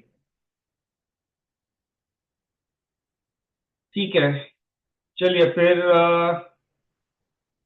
अभी और एक आगे जाते हैं हम लोग, है ना। एक्चुअली आज एक धर्म कथा भी लेंगे, तो लास्ट में आई जस्ट की 15 मिनट्स फॉर दैट ऑल्सो। तो अभी नेक्स्ट पे जा रहे हैं। देखिए, अभी एक समयसार से ये समयसार की गाथा है, गाथा नंबर 34 और 35 समयसार की गाथा है। ये प्राकृत में है। वो प्राकृत में जो अभी उसको नहीं पढ़ेंगे, थोड़ा पढ़ने में भी मुश्किल होगा, तो उसके लिए थोड़ा we need to go little bit slow. But उसका जो पद्यानुवाद यहाँ पे है हिंदी में, तो उसी को हम पढ़ लेते हैं। तो समयसार की जो गाथा है उसका ये पद्यानुवाद है। उसमें क्या कहा है कि प्रभाव को पर जानकर परित्याग उनका जप करे, प्रभाव को पर जानकर परित्याग उनका जप करे, तब त्याग हो बस, इसलिए ही ज्ञान प्रत्याख्यान है। ठीक है, यहाँ पे क्या कहा, इसलिए ही ज्ञान प्रत्याख्यान है। और फिर नीचे जो लिखा है दूसरी जो नेक्स्ट गाथा है वो भी साथ में उसका रिलेटेड है, तो ये भी पढ़ लेते हैं कि जिस तरह कोई पुरुष पर जानकर पर परितजे, बस उस तरह पर जानकर प्रभाव ज्ञानी परितजे। तो इसका यहाँ पे तात्पर्य जो है वो यहाँ पे ये लिखा है, पहले इसको पढ़ लेते हैं फिर इसका थोड़ा एक्सप्रेशन में दे दूंगा। तो यहाँ पे क्या लिखा है कि जिस कारण यह आत्मा अपने आत्मा से भिन्न समस्त पर पदार्थों का वे पर है, ऐसा जानकर प्रत्याख्यान करता है, त्याग करता है, उसी कारण प्रत्याख्यान ज्ञान ही है। ऐसा नियम से जानना चाहिए। तात्पर्य यह है कि अपने ज्ञान में त्याग रूप अवस्था होना ही प्रत्याख्यान है, त्याग है, अन्य कुछ नहीं। देखिए, ये जो नीचे की लाइन है ना, that is the main point over here. तात्पर्य यह है कि अपने ज्ञान में त्याग रूप अवस्था होना ही प्रत्याख्यान है। देखिए, यहां पे कहने का भाव क्या है, कहने का तात्पर्य यह है कि हम बाहर की क्रिया तो करते हैं, लेकिन हम उसको जो जैसे व्रत लिया हमने कि भैया मैं इस चीज का त्याग कर रहा हूं, मैं उस चीज का त्याग कर रहा हूं, मैं आहार का त्याग कर रहा हूं, मैं टीवी का त्याग करूंगा, मैं एक दिन घूमने नहीं जाऊंगा, मैं हरी नहीं खाऊंगा, राइट। तो ये सब जो है वो हम बाहर की क्रिया की। परंतु जब हमें अपना ये आत्मा का ज्ञान हो गया और हमें ये समझ में आ गया कि कोई द्रव्य को जो पुद्गल द्रव्य है, अन्य द्रव्य है, उसको मैं ग्रहण ही नहीं कर सकता हूं। और जब मुझे इस बात का ज्ञान हुआ तो वहां पे सहजता से त्याग हो गया, राइट। क्योंकि मैंने अभी जो पर द्रव्य, क्योंकि अभी क्या है, प्रॉब्लम क्या है कि हमने पर द्रव्य को अपना मान के रखा है, राइट। जो भी पर द्रव्य है, ये मेरा घर है, ये मेरा टीवी है, ये मेरी कार है, ये मेरी पेन है, ये मेरी बीवी है, ये मेरे बच्चे हैं, राइट। तो ये सब पर द्रव्य है, लेकिन उसको मैंने अपना मान के रखा है। फिर मैं क्या करता हूं कि भैया ये मुझे आइसक्रीम बहुत अच्छा लगता है, लेकिन अभी पॉल्यूशन चल रहा है ना, तो मैं आइसक्रीम का त्याग करूंगा, पॉल्यूशन का त्याग करूंगा, 8 दिन 10 दिन तक मैं त्याग करूंगा, ठीक है। तो फिर मैं कहता हूं कि भैया अभी ये आइसक्रीम जो है वो तो मुझे अच्छा लगता है, लेकिन मैं अभी 10 दिन तक त्याग करूंगा। फिर मैं बोलूंगा कि भैया एक दिन है, ये फोन में ये फोन के बिना मैं रह नहीं पाऊंगा, लेकिन मैं एक दिन फोन का त्याग करूंगा। तो यहाँ पे अल्टीमेटली हम क्या करते हैं, फिर एक दिन त्याग किया तो हमें लगता है कि अच्छा चलो कल मैंने निकाल दिया समाव फोन के बगैर, बट इट वॉज मुश्किल, इट वॉज डिफिकल्ट कि मैं फोन को छुए बगैर मैं रह पाऊंगा, ठीक है। अभी यहाँ पे क्या कहता है समयसार में आचार्य कुंद ये कह रहे हैं कि ये जब हमारा नॉलेज बढ़ता जाएगा, जब हमारी समझ बढ़ती जाएगी, तो we will get at the stage where we will realize कि कोई परद्रव्य है उसको मैं ग्रहण ही नहीं कर पाता हूं, वो मैं ग्रहण करता ही नहीं हूं, क्योंकि वो पर है, वो पर ही रहेगा। मेरा आत्मा है, वो कोई पर पदार्थ को मैं ग्रहण कर ही नहीं सकता हूं, राइट। तो जब इस बात का ज्ञान हुआ, और इस बात का जब ज्ञान हुआ, इस बात की जब समझ आ गई, तो अल्टीमेटली क्या हुआ, अल्टीमेटली हुआ कि वो पर पदार्थ को एटलीस्ट मेंटली तो हमने वहीं तक छोड़ दिया, राइट।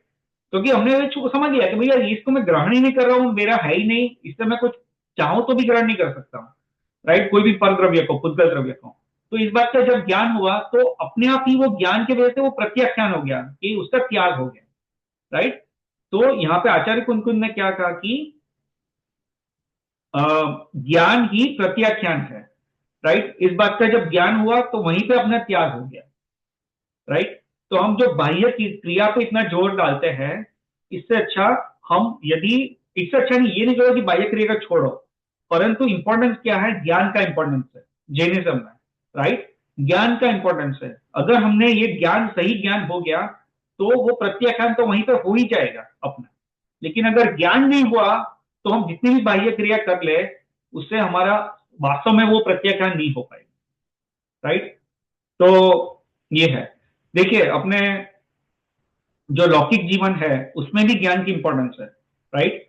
लौकिक जीवन में जैसे कुली जो अपने इंडिया के स्टेशन, रेलवे स्टेशन में आई थिंक मोस्टली सब लोगों ने देखे होंगे, शायद उनकी सर्विसेज भी ली होगी, राइट। तो कुली जो है वो इतना भार जो है वो जो रेल की पटरी जो क्रॉस करके जाना होता है, तो इतना सारा सामान होता है, वो सीढ़ी चढ़ना होता है, तो हम लोग कुली को एंगेज करते हैं उनको। और कुली क्या करता है, वो इतना सारा भार अपने सिर पे लेके जाता है, इतनी सीढ़ियां चढ़ के फिर वो सामने की वहां पे जो प्लेटफॉर्म पे उतरता है, और उसको हम 100 रुपए, 200 रुपए, 300 रुपए, कुछ जो भी रेट चल रहा है वो दे देता है, ठीक है। तो इतनी मजदूरी करने के बाद इतना पैसा कमाता है। वैसे ही जो कंस्ट्रक्शन चल रहा होता है, तो वहां पे भी वो मजदूर जो है, उनकी जो दिन की आमदनी है वो 200, अभी पता नहीं क्या चल रहा होगा, बट वो 200-300 करोड़ रुपए के आसपास रहती है। वो इतना दिन, पूरे दिन इतनी मेहनत करता है, इतने घंटों की मेहनत करता है, तब उसको दिन भर के 200-300 रुपए वो कुछ कमाता है, राइट।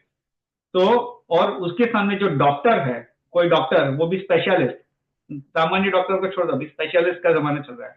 तो स्पेशलिस्ट के पास गए, वो आएगा, बोलेगा कि भैया क्या क्या है, क्या सिम्टम्स है, और जो आप वो शायद आधे घंटे तक, 1 घंटे तक वो बाहर उसको वो वेट करोगे, फिर आपका जब नंबर आएगा तो बस वो पूछेगा, 2-3 क्वेश्चन पूछेगा, भैया एक को कुछ चेक करेगा, फिर वो दवाई लिख के दे देगा, और फिर उसका जो फीस बोलेगा कि भैया 1200 रुपए है, वो फीस दे देना। तो अल्टीमेटली वो doctor spend around 10 to 15 minutes with you. ये ज्यादा बता रहा हूँ, 10-15 मिनट, उससे कम यूजुअली स्पेंड करता है। तो 10 या 5 से 15 मिनट का वो 1200 से 1500 रुपए ले लेता है आजकल के डॉक्टर इंडिया में, राइट। और वहां पे जो कुली है वो पूरे दिन भर इतनी मेहनत करता है, दिन भर, तो उसको 200-300 रुपए वो शायद कमाता होगा। और यहाँ पे ये डॉक्टर सिर्फ बैठे बैठे 10 मिनट में वो 1200 से 1500 रुपए कमा लेता है। तो लौकिक जीवन में भी हमें देखता है कि ज्ञान की इंपॉर्टेंस है। वैसे ही जैनिज्म में भी ऐसा ही है कि ज्ञान का इंपॉर्टेंस है। जो इस तरह की जो क्रिया है वो है, उसका ऐसा नहीं है कि उसको क्रिया का इंपॉर्टेंस नहीं है, लेकिन वो भी हमें समझने करना चाहिए। तो अल्टीमेटली यहाँ पे भी क्रिया में भी ज्ञान जब हमारा होता है तो क्रिया का हमको लाभ होता है। अगर क्रिया करते हैं लेकिन अगर जब ज्ञान के बगैर करते हैं तो उससे हमें लाभ नहीं होता, राइट। तो वैसे ही जैनिज्म में ये कहा है, ठीक है। अभी आई थिंक आज के लिए हम लोग अभी और भी थोड़े पॉइंट्स है, एक पॉइंट मैं फटाफट कवर कर ले रखता हूँ और फिर will get to the story. तो will I try to go through this point very quickly. तो यहाँ पे क्या कहा है कि ultimately just to conclude this discussion, वास्तव में सुख और धर्म कहाँ है। तो ये पढ़ लेता हूं कि सुख और धर्म वास्तव में आत्मा का स्वभाव है, और ये दोनों, सुख और धर्म, अविनाभावी रूप से यानी एक साथ आत्मा के आश्रय से ही प्रकट होते हैं। यानी सुख और धर्म कहां से प्रकट होते हैं, आत्मा के आश्रय से ही प्रकट होते हैं, राइट। सुख और धर्म का प्रारंभ सम्यक दर्शन अर्थात चौथे गुणस्थान से होकर पूर्णता मोक्ष यानी सिद्ध दशा में होती है। ये क्या कहा कि सुख और धर्म का प्रारंभ सम्यक दर्शन यानी चौथे गुणस्थान से होकर पूर्णता मोक्ष में होती है। यानी धर्म की शुरुआत कहां से होती है, चौथे गुणस्थान से। यानी सम्यक दर्शन की प्राप्ति के बाद हमारी वास्तव में धर्म की शुरुआत होती है।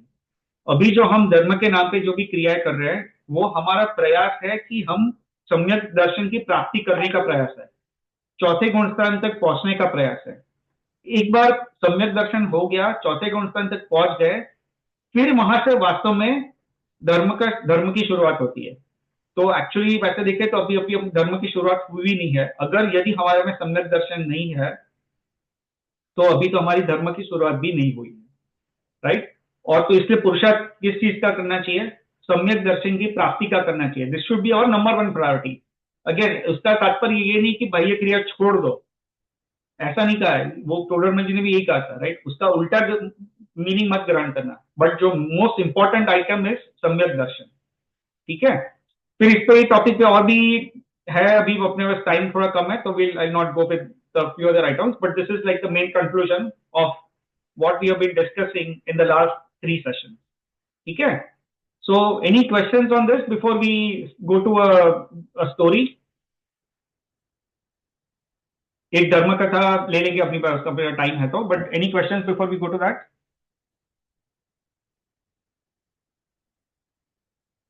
ठीक है, चलो, किसी का पास क्वेश्चन नहीं है। अनुप्रिया, आई थिंक आपको समझ में आ रहा है, right? Are you able to follow? Is it making sense? Yes, Kalpesh. Yeah. Okay, okay, ठीक है, चलिए। तो चलो, आज अभी हम थोड़ी अपनी एक ये धर्म कथा ले लेते हैं। तो धर्म कथा बेसिकली ये है कि 5 पांडव की है, राइट। तो महाभारत तो आई थिंक मोस्टली सब लोगों को पता है, पर यहाँ पे हम जो जैन धर्म में जो महाभारत है उसके बारे में बात करेंगे। जो क्योंकि अपने जैन धर्म में भी महाभारत है, अन्य धर्मों में भी है महाभारत, परंतु जो obviously we accept what is there in Jainism, right. तो जैन धर्म में जो महाभारत है उसके बारे में एक बेसिकली एक प्रसंग है, उसके बारे में बात कर रहे हैं। तो बाय द वे, ये महाभारत का युद्ध हुआ कब था, किसी को पता है? यानी कौन से तीर्थंकर का काल चल रहा था जब ये महाभारत का युद्ध हुआ था?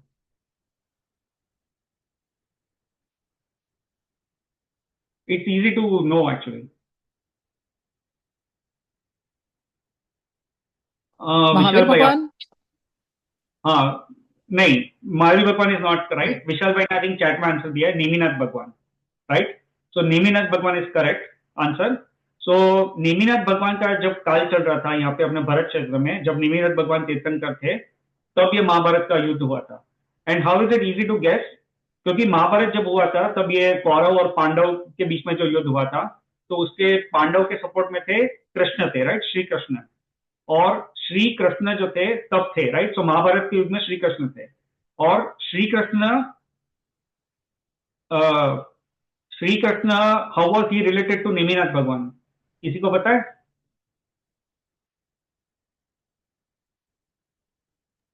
They were cousins थे वो, लेकिन I don't know the exact relationship. हाँ, cousin, they were cousin brothers। Neminath भगवान और श्री कृष्ण जो थे वो कजिन ब्रदर्स थे। नेमिनाथ भगवान थे वो तीर्थंकर थे, और जो ये श्री कृष्ण है ये वासुदेव थे। वासुदेव या नारायण, बेसिकली नारायण भी कहते हैं, वासुदेव भी कहते हैं। तो ये नारायण थे, राइट। तो ये तब की बात है। तो हुआ ये था कि इस साइड ये 5 पांडव थे, उस साइड ये 100 कौरव थे, और दुर्योधन जो था वो कौरव का सबसे बड़ा भाई था। और 5 पांडव जो है उसमें अपने 5 पांडव युधिष्ठिर, अर्जुन, भीम, नकुल और सहदेव, ये 5 पांडव थे, राइट। तो जब महाभारत का युद्ध हो गया था, राइट, अभी पूरा महाभारत का युद्ध, वो पूरी कहानी नहीं सुन रहे उतना व्यवस्था टाइम नहीं है, बट जो महाभारत का युद्ध जब हो गया था, उसके बाद बेसिकली ये जो युधिष्ठिर जो है वो हस्तिनापुर के राजा बन गए थे, राइट। और वो राज्य जो है वो उनके पास आ गया था। फिर ऐसे थोड़े प्रसंग हुए थे कि जिसकी वजह से ये जो 5 पांडव है उनको भी वैराग्य हुआ। ये अपने जैन महाभारत की बात चल रही है, ठीक है। अन्य धर्म में ऐसा ये सब नहीं आता है, लेकिन जैन महाभारत में ये हुआ था कि जो 5 पांडव है उनको वैराग्य हुए थे। ऐसे थोड़े प्रसंग हुए थे जिससे दैट ट्रिगर्ड दैट वैराग्य। तो ये वैराग्य उनको हुआ, और ये 5 पांडव जो है उन्होंने मुनि दीक्षा ले ली, और फिर इवेंचुअली दीक्षा लेके फिर अल्टीमेटली दे विहार करके वहां पे गए थे अपने गुजरात में, जो शत्रुंजय है वहां पे, पालिताना जो सिटी है वहां पे जो शत्रुंजय पर्वत है वहां पे गए थे। और ये जो 5 पांडव है जिन्होंने मुनि दीक्षा ली थी, अभी वो ये मुनि हो गए थे। तो ये मुनि दीक्षा लेके यहाँ पे ये शत्रुंजय पर्वत पे ये अपना अनशन नहीं है, नहीं बेसिकली वो ये ध्यान मुद्रा में लीन थे अल्टीमेटली उस हाँ उस समय। तो हुआ ये था कि वहां पे शत्रुंजय जी का जो पर्वत है वहां पे ये ध्यान मुद्रा में लीन थे ये पांचों पांडव, अभी जो मुनि दशा में थे। और वहां से ये दुर्योधन का भांजा जो है वो वहां से पसार हो रहा था।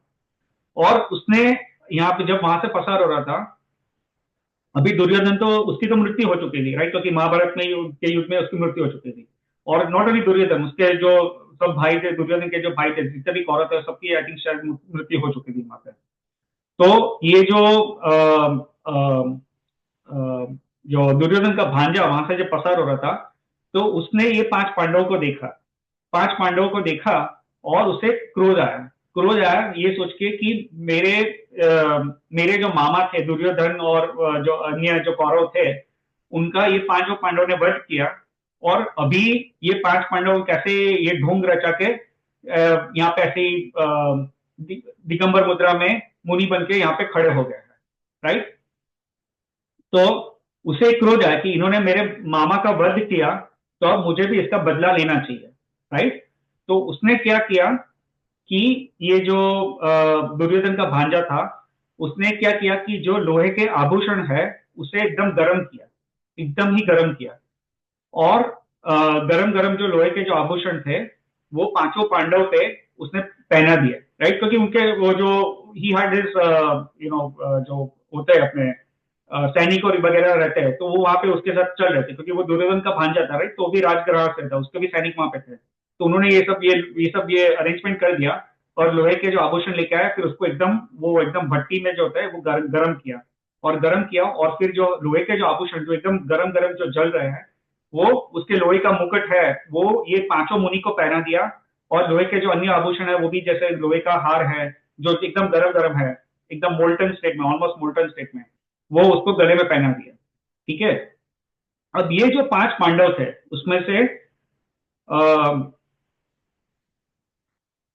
युधिष्ठिर, अर्जुन और भीम, तो ये पांचों पांडव थे, बेसिकली पांचों थे वहां पे। लेकिन जो पहले तीन पांडव थे वो लोग जब ये जल रहे थे यहाँ, क्योंकि अभी ये लोहे का आभूषण है, there is no way anyone will be able to survive, right, with this kind of heat. So लोहे के आभूषण जो सिर पे है, मुकुट पहना दिया है, और जो गले में उसका हार पहना दिया है, तो उसकी वजह से क्या हो रहा है कि धीरे धीरे उनका शरीर है वो जलने लगा, राइट, जलने लगा। लेकिन और फिर ये तो पक्का ही था कि भी उनकी मृत्यु वहां पे निश्चित थी। तो उसमें से जो हाँ, किसी को पता है भाई, जब ये स्टोरी पता होगी तो आई ऑब्वियसली टेल, बट किसी को पता है कि इसमें क्या हुआ इसके बाद? Palak, I would not want you to answer, I would want someone else to try. I think मैंने ऐसे सुना था कि नकुल एंड सहदेव को दे गॉट अपसेट कि ये हो रहा है, और उसी से उनका मोक्ष जाना नहीं हुआ, because of that feeling of like, why did my brothers have to go through this? This is what I understand. I could be completely wrong. नहीं, okay, good, you're almost there. और बाकी के तीन का क्या हुआ? बाकी के तीन पांडवों का क्या हुआ? नकुल और सहदेव की तो बात कर ली आपने, और बाकी के तीन का क्या हुआ? वो मोक्ष में जाते हैं at some point of time, ऐसा मुझे पता था, लेकिन I don't know the full detail. Right. हाँ, so basically you are right. तो इसमें हुआ ये कि अभी सबका शरीर जलने लगा, राइट, वो गरम जो आभूषण है उसके वजह से। इसमें क्या हुआ कि जो पहले के जो तीन पांडव है, यानी जो पहले, यानी बेसिकली जो एज में जो बड़े थे उसमें, तो युधिष्ठिर, अर्जुन और भीम, उसमें ये हुआ कि ये जो तीन पांडव है वो जब शरीर जलने लगा, तो ये क्या हुआ कि ये तीनों पांडव जब है वो ध्यान मुद्रा में इतने लीन हो गए कि वे शुद्ध उपयोग में चले गए, राइट। शुद्ध उपयोग में वो पूरे अपने आत्मा में लीन हो गए। तो उन्हें जो अपने शरीर में जो भी हो रहा है उसका वो उनको चिंतन भी नहीं रहेगा, उसको पता भी नहीं रहेगा, क्योंकि उनका उपयोग शरीर पे है ही नहीं, उनका उपयोग पूरे अपने आत्मा में है और वो आत्मा में लीन है। और उस वजह से उनको क्या हुआ कि वहां पे they broke that barrier of the 7th gunasthan, right. मैंने कहा था ना कि जो अभी ये काल में हम कोई जीव जो है वो छठे और सातवें गुणस्थान तक ही जा सकता है, और 7वें गुणस्थान के ऊपर जाता है तो वो श्रेणी मानता है, राइट। तो जो युधिष्ठिर, अर्जुन और भीम, ये तीनों जो है ये इतने लीन हो गए कि ये लोग ने शपथ श्रेणी मांडी, और शपथ श्रेणी में फिर वो ऊपर ऊपर जाते रहे गुणस्थान में, और शुद्ध उपयोग में थे इसलिए तो उन्होंने शपथ श्रेणी मान दी, और फिर बाद में उनका जो है वो केवल ज्ञान हो गया। वो 13वें गुणस्थान में गए और 13वें गुणस्थान में उनको केवल ज्ञान हो गया, और फिर जस्ट अल्प समय में उनका जो शरीर जल गया और उनका आयु पूर्ण हुई और वो मोक्ष चले गए। ठीक है, तो ये जो पहले के जो 3 पांडव है वो शुद्ध उपयोग में रहे, और शुद्ध उपयोग में रहे उसकी वजह से फिर वो उनका केवल ज्ञान हो गया, श्रेणी में गए ऊपर, केवल ज्ञान हो गया और अल्टीमेटली वहां से मोक्ष चले गए। जो बाकी के 2 पांडव है यानी नकुल और सहदेव, जो सबसे 2 छोटे भाई थे, उनका ये हुआ कि they did not get upset. देखिए विशाल भाई ने कहा ना, इसलिए just clarifying this point, they did not get upset is the word where आप अशुभ उपयोग में चले जाते हो कि आपको कुछ अच्छा नहीं लगा, आपको कुछ बुरा लग रहा है, ऐसा। So they did not go to any ashubh bhav, उनको कोई द्वेष नहीं हुआ या ऐसा कोई आत्म ध्यान भी नहीं हुआ, रौद्र ध्यान भी नहीं हुआ। आत्म ध्यान और रौद्र ध्यान जो है वो हमने पिछली बार कहा था, जो तो यहाँ पे है इष्ट वियोग जो है वो आत्म ध्यान में आता है। तो उनके जो इष्ट थे 3 भाई या इवन बाकी के सब भाई एक्चुअली, तो उनका वियोग हो रहा था, लेकिन उनको इष्ट वियोग नहीं हुआ, यानी ये इष्ट वियोग का भाव नहीं हुआ, यानी आत्म ध्यान नहीं हुआ, तो उन्होंने आत्म ध्यान भी नहीं हुआ। और जो ये दुर्योधन का भांजा था जिसने ये जलते हुए आभूषण उनके ऊपर रखे, तो उनकी तरफ ये कोई द्वेष भी नहीं हुआ, तो वे अशुभ भाव में नहीं गए, परंतु उन्हें यह विकल्प आया कि बाकी के जो 4 मुनि है उन पे ऐसा घोर उपसर्ग आया हुआ है, तो उस बारे में उनको ऐसा एक विकल्प आया कि तो hopefully they are doing okay, इनको इतना घोर उपसर्ग आया, it is unfortunately it's a bad situation that they are in. So ये भाव आया। तो नकुल और सहदेव ये जो है, ये 2 पांडव, ये बिकॉज ये शुभ उपयोग में रहे, परंतु वो शुद्ध उपयोग में नहीं रह पाए, राइट। वो अगर शुद्ध उपयोग में रह पाते तो उनका भी मोक्ष होना था वहां पे, परंतु ये जो नकुल और सहदेव है वो शुद्ध उपयोग में, यानी अपने आत्मा पे जो उनका फोकस था वो नहीं रह पाया, और वे जो है वो शुभ उपयोग में रहे, अशुभ उपयोग में नहीं गए। यदि अगर अशुभ उपयोग में जाते तो फिर उनकी दुर्गति हो सकती थी, लेकिन वो शुभ उपयोग में रहे, तो उसकी वजह से उनका जो है वो देव का आयु हुआ, देव के आयु में उनको जाना पड़ा। तो बेसिकली ये जो है नकुल और सहदेव जो है वहां पे उनकी भी मृत्यु हो गई, और फिर वहां से उनके आयु पूर्ण होके वो वहां पे गए। कहां पे गए, किसी को याद पता है? नकुल और सहदेव, एनीवन कैन आंसर। कौन से देव के विमान में गए? सो नकुल और सहदेव, हाँ विशाल भाई। Graveyard? No, not graveyard, good try, but they did not go to graveyard, they went to top one હા સર્વાત સિદ્ધ, જેનાથી એના પછી એક જ ભાવ, 2 કે 3 ભાવમાં મોક્ષ જેમાં થાય એ વાળું છે ટોપમાં। यस, तो नकुल और सहदेव जो है वे सर्वात सिद्धि में गए, और सर्वात सिद्धि का जो विमान है बेसिकली जो इट्स द हाईएस्ट देवलोक that you can go to. Basically highest means like जितने भी जो स्वर्ग के देव है उसमें जो बेस्ट यानी अपेक्षा द बेस्ट, यानी as compare to the others, that is the best viman that you can go to. और वहां पे नियम ये हमने पहले अभी बात की थी कि जो सम्यक दर्शन जिसको हो वही उसके ग्रेजुएट के ऊपर जा सकता है। तो ये सर्वात सिद्धि है वो जो 5 अनुत्तर है, उसमें जो बीच का जो विमान है, हाँ 5 अनुत्तर है, उसका जो बीच का जो विमान है उसका नाम है सर्वात सिद्धि। तो ये सर्वात सिद्धि विमान में गए, और सर्वात सिद्धि में जो भी जीव जाते हैं वो सम्यक दृष्टि रहेंगे, पहली बात है। और दूसरी बात यह है कि सर्वात सिद्धि विमान में जो भी जाते हैं वो एक ही भाव में मोक्ष में जाते हैं उसके बाद, ये नियम है। सो अभी उसके बाद क्या हुआ कि ये नकुल और सहदेव वो शुभ उपयोग में रहे, शुद्ध उपयोग में नहीं रह पाए, तो उनका मोक्ष नहीं हुआ, लेकिन वो फिर सर्वात सिद्धि विमान में गए, और फिर वहां पे सर्वात सिद्धि विमान में आयु जो है वो 33 साल की रहती है। तो वहां पे वो 33 साल की आयु फिर वो उनकी पूरी होगी या हो गई है वो मुझे नहीं पता, क्योंकि आदिनाथ भगवान के बाद I think I don't know 33 साल हो गए नहीं, I don't know, so I am not sure about that कि अभी वो सर्वराज सिद्धि में है ऑलरेडी या उनका भी सर्वराज सिद्धि में उनकी आयु पूरी हो गई है और अभी वो मोक्ष में चले गए, वो मुझे नहीं पता है। बट इररेस्पेक्टिव ऑफ दैट, वो सर्वराज सिद्धि के बाद अल्टीमेटली एक ही बो में वो नेक्स्ट बो में वो मनुष्य होके फिर वो मोक्ष जाने वाले। तो ये दो नकुल और सहदेव उनका ये है, ठीक है। तो यहाँ पे कहने का पॉइंट ये है, what is the moral of the story, यानी इसका हम निष्कर्ष क्या निकालना चाहते हैं, what is it that we are gaining और what is it that we are learning from the story.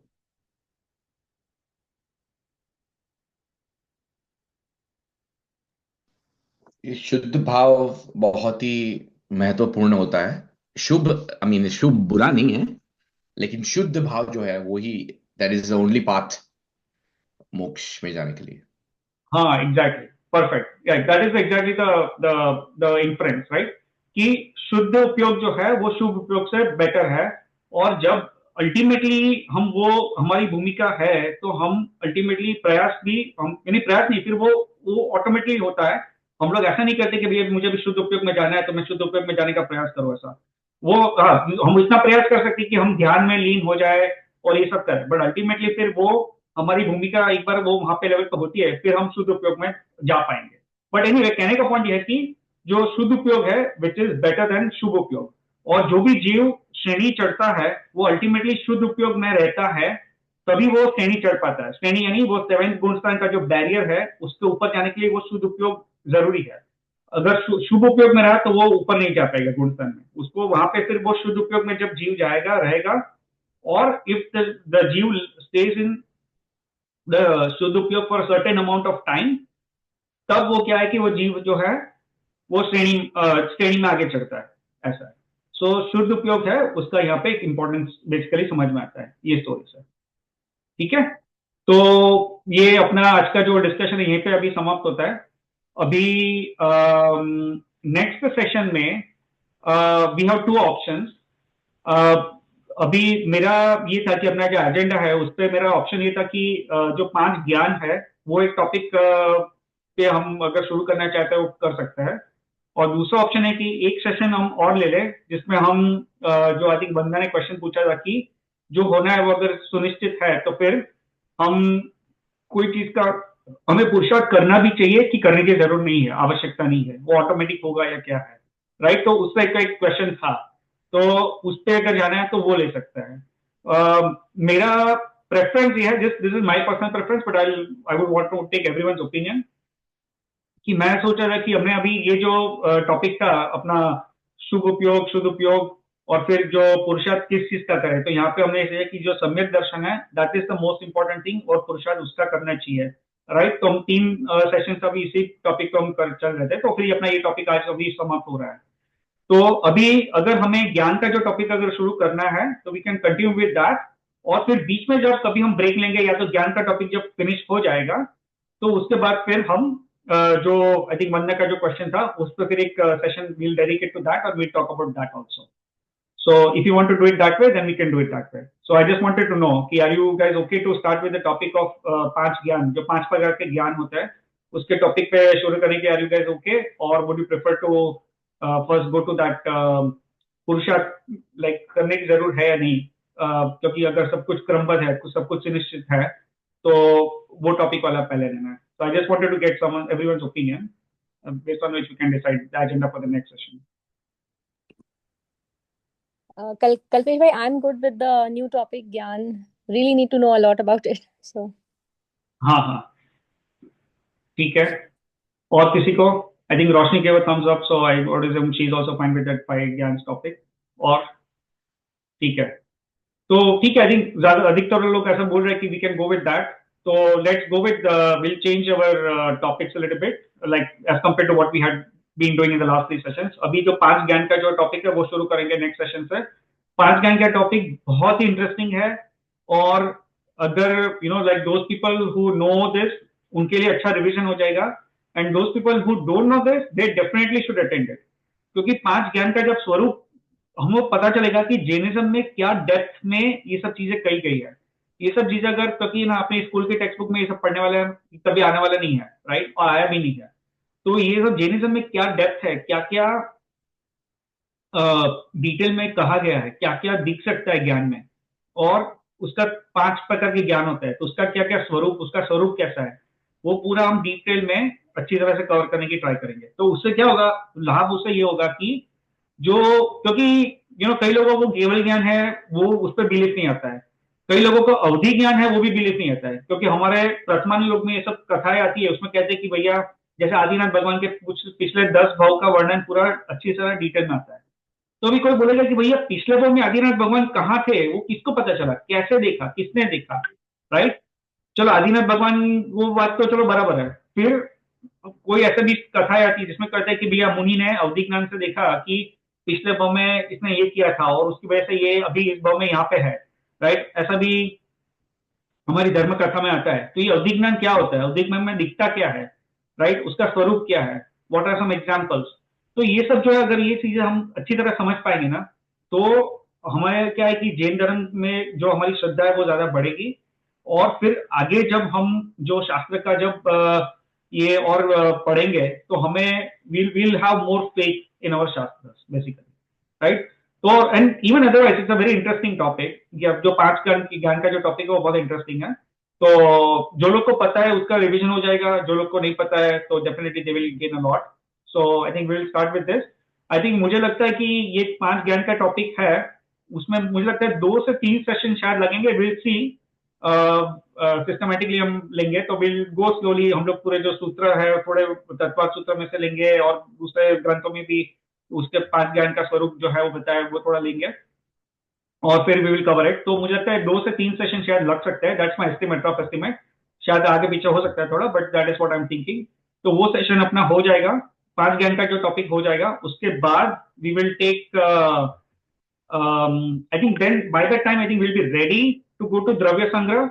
But द्रव्य संग्रह शुरू करने से पहले हमारे जो ये द्रव्य गुण पर्याय और जो द्रव्य के जो सामान्य गुण थे वो टॉपिक जो पढ़ा, तो उससे हमें क्या लाभ होता है, वो एक will have a very short discussion on that, and we will also have a discussion about like the द्रव्य, जो 6 द्रव्य है उसका जो उसके जो विशेष गुण है। हमने सामान्य गुण तो पढ़े थे लेकिन विशेष गुण जो है वो नहीं पढ़े थे, राइट। तो जो हर एक द्रव्य के विशेष गुण है वो बहुत शॉर्ट में लेंगे, क्योंकि वो अल्टीमेटली वो द्रव्य संग्रह के जो ग्रंथ में वो सब टॉपिक्स आने ही वाला है, तो तब हम उसको डिटेल में लेंगे। बट एक जस्ट एक बेसिक अंडरस्टैंडिंग के लिए हम उसको अभी भी एक सेशन में ले लेंगे। So maybe just to summarise, we will have maybe around 2 to 3 sessions to cover the topic of 5 gyans. Then we will have 1 session to talk about जो ये द्रव्य गुण पर्याय का जो टॉपिक है उससे हमें क्या निष्कर्ष निकालना चाहिए, क्या हमें उससे लाभ होता है वो समझने से, और जो 6 द्रव्य है उसका एक उसके जो विशेष गुण है उसके बारे में बात करेंगे, तो उसका लिए एक सेशन लगेगा। और उसके बाद we will, I think if nothing else comes up, will start with द्रव्य संग्रह। और द्रव्य संग्रह जो शुरू करेंगे उसमें क्या करेंगे कि बीच बीच में we will take some breaks. Breaks means breaks from the topic of द्रव्य संग्रह। तो द्रव्य संग्रह की मान लो कि हमने 3 या 4 या 5 कथाएं कर ली, उसके बाद क्या करेंगे कि will take a pause in द्रव्य संग्रह, और फिर एक कोई दूसरा कोई टॉपिक है वो हम कवर करेंगे just as a break, and then again will continue with द्रव्य संग्रह। So that is how we will continue, ठीक है। So now we are pretty close to द्रव्य संग्रह। I think within 4 sessions I think we should be able to start Dravya Sangrah. That's what my hope is. So we will see how it goes, but tentatively we'll start with Dravya Sangrah in hopefully 3 to 4 sessions from now. ठीक है, ठीक है। चलिए आज का फिर हम अंत मंगलाचरण कर लेते हैं। किसी को कोई प्रश्न, कोई क्वेश्चन, कोई कमेंट्स कुछ है बिफोर वी डू द अंत मंगलाचरण? बहुत मजा आया, और ये कथा भी बहुत इंटरेस्टिंग थी, नहीं पता था, तो बहुत जानकारी थी। महाभारत की जो कथा थी, तो कथाएं भी अगर आप लो तो वो भी एक अच्छा आइडिया है, ब्रेक जब भी करो ना 10 मिनट्स का, तो काफी कथाएं मुझे पता नहीं। या नहीं, what you are saying is right. कथाएं लेने का मुझे बहुत ही इंटरेस्ट है, I am so much interested. Unfortunately अपने पास टाइम नहीं है। अगर कथाएं लेनी है ना तो we will have to start a separate स्वाध्याय, क्योंकि जो अपना ये स्वाध्याय है ना उसमें तो भी द्रव्य संग्रह ये जितना शुरू हुआ है ना अपने, आई थिंक आज का 14 सेशन था if I am not mistaken. आज का अपना 14 सेशन था। मेरा गोल था कि आई वांटेड टू स्टार्ट द्रव्य संग्रह फ्रॉम द फर्स्ट सेशन, और अभी हम लोग 14 सेशन आ गए, और अभी 3 से 4 सेशन और होने वाले, तो 18 सेशन अपने हो जाएंगे बिफोर वी स्टार्ट द्रव्य संग्रह। और फिर द्रव्य संग्रह itself will continue for a long time, and वो बहुत ही मार्मिक ग्रंथ है और बेसिक लेवल का ग्रंथ है, नहीं जो अपने लोगों को भी समझ में आए ऐसा ग्रंथ है। So you don't need to be an expert to understand ऐसा, और फिर भी वो बहुत मार्मिक है। तो वो है। तो अभी द्रव्य संग्रह चलेगा, उसके बाद अपने पास और भी बहुत सारे ग्रंथ है जो करने हैं। तो अगर यदि हम कथा लेंगे इसमें मेन, और कथा भी कैसा है कि कथा का कैसा है कि ना, कथा है ना, अगर जैसे 15 मिनट में कवर कर लें तो मजा नहीं आता। वो कथा में जब हम डीप में जाएंगे ना तो वो बहुत मजा आता है। तो कथा, and I that is how I would like to cover it. So as I said, कथा मुझे कवर करने का तो बहुत इंटरेस्ट है, पर उसके लिए we will have to start a separate session. Separate means अपना जो ये तो है उसका जो मेन एजेंडा तो रखेगा ही, we will have to start another session, we will have to figure out when it works out, कौन सा टाइम में रहेगा, एंड दैट सेशन में फिर हम कथा कर सकते हैं। So if you guys are interested, we can think about it. We'll see, क्योंकि टाइम का भी कंस्ट्रेंट रहता है, सबको ये सब रहता है। बट अगर if it works out and if we want to start something like that, we can try, we can see if it works out and we can try it. और कथा तो मेरे पास लिस्ट पड़ा हुआ है, इतनी सारी कथा है जो इतनी मार्मिक कथा है सब। और उसमें जैसे आदिनाथ भगवान के पिछले जो 10 भव है, बहुत ही इंटरेस्टिंग है, बहुत ही इंटरेस्टिंग है। फिर जो महावीर स्वामी भगवान के जो पिछले भव है, वो भी जो आप पढ़ रहे हो ना रोशनी, जो उसमें जो स्क्रिप्ट में है, वो तो बहुत ही बेसिक है। ये हम लोग 15 मिनट में करवा रहे हैं, ये एक्चुअली 3 घंटे का टॉपिक है, 3 या 4 घंटे का टॉपिक है, जो हम 15 मिनट में कर रहे हैं मंदिर में। ठीक है, वो 4 घंटे का टॉपिक जब आप डिटेल में जाकर पढ़ोगे ना, तो जो मजा आएगा ना, वो ये 15 मिनट में नहीं आएगा। It's not possible. तो ये तो क्या है कि जैसे आपको एक टॉपिक पता चले कि भैया भव के नाम पता चले, लेकिन उसमें जो कथा में कौन से भव में क्या क्या हुआ बहुत डिटेल में जब समझोगे, तो उसमें जो मजा आएगा वो एक अलग ही चीज है, ऐसा है। So we will try for that, but हाँ, बीच बीच में अगर ऐसा कोई छोटा मोटा ले लिया तो विल ट्राई, बट मेनली कथा के लिए तो हमें अलग से ही बाय एंड लार्ज करना पड़ेगा। अगर if you are interested, we can try to see if we can plan out something like that, अगर सबके शेड्यूल में वर्कआउट होता है। मतलब ऑनेस्टली इसका इतना बेनिफिट हो रहा है ना पर्सनली मुझे, क्योंकि आप कथा तो सुना देते हो चलो 15 मिनट में, बट उसके बाद जो क्यूरियोसिटी स्पार्क होती है ना, और उसके बाद हम रिसर्च करते हैं, एनालिस्ट जो आप एनालिसिस करते हैं, राइट, जैसे आपने बोला तत्व चिंतन, तो वो हो रहा है, एक्चुअली वो हो रहा है, पहली बार लाइफ में हो रहा है, तो बड़ा अच्छा लग रहा है। सो बेनिफिट तो है, मतलब बेनिफिट तो हो रहा है। अभी आपने ये महाभारत की कथा बोली, वो भी बहुत ही इंटरेस्टिंग थी, मुझे बिल्कुल ही आइडिया नहीं था कि महाभारत के बाद क्या होता है, राइट। ये महाभारत का पूरा जाना हुआ है, लेकिन उसके बाद का भी बहुत अच्छा लगा जानकर। सो नाइस, या आई बी इंटरेस्टेड इन कथा। सो जैसा भी आपको ठीक लगे, जब भी बीच बीच में कभी भी ले पाओ या separate session, I be interested. So yeah ठीक है, ठीक है, विल सी, अगर will figure out if it works out somewhere, तो will try to figure out if we can make it work. ठीक है, चलिए, but thanks for the feedback. चलिए अभी हम अंत मंगलाचरण कर लेते हैं। So let me do this, share, I am sharing my screen. सर्वमंगल्य मांगल्यम सर्वकल्याणकारकम प्रधानां सर्वधर्माणां जैनं जयतु शासनं, जैनं जयतु शासनं। पलक, you want to do जिनवाणी स्तुति? निज निधि निज में बताई, यह अनंत उपकार है, इसके लिए जिन वाणी माँ को वंदना शत बार है, वंदना शत बार है। जावानी के ज्ञान से सूझे लोकालोक, सोवानी मस्तक नमो सदा देत हूँ लोक।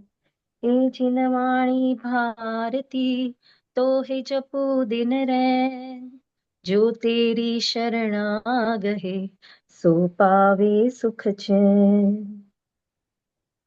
9 times नमोकार मंत्र।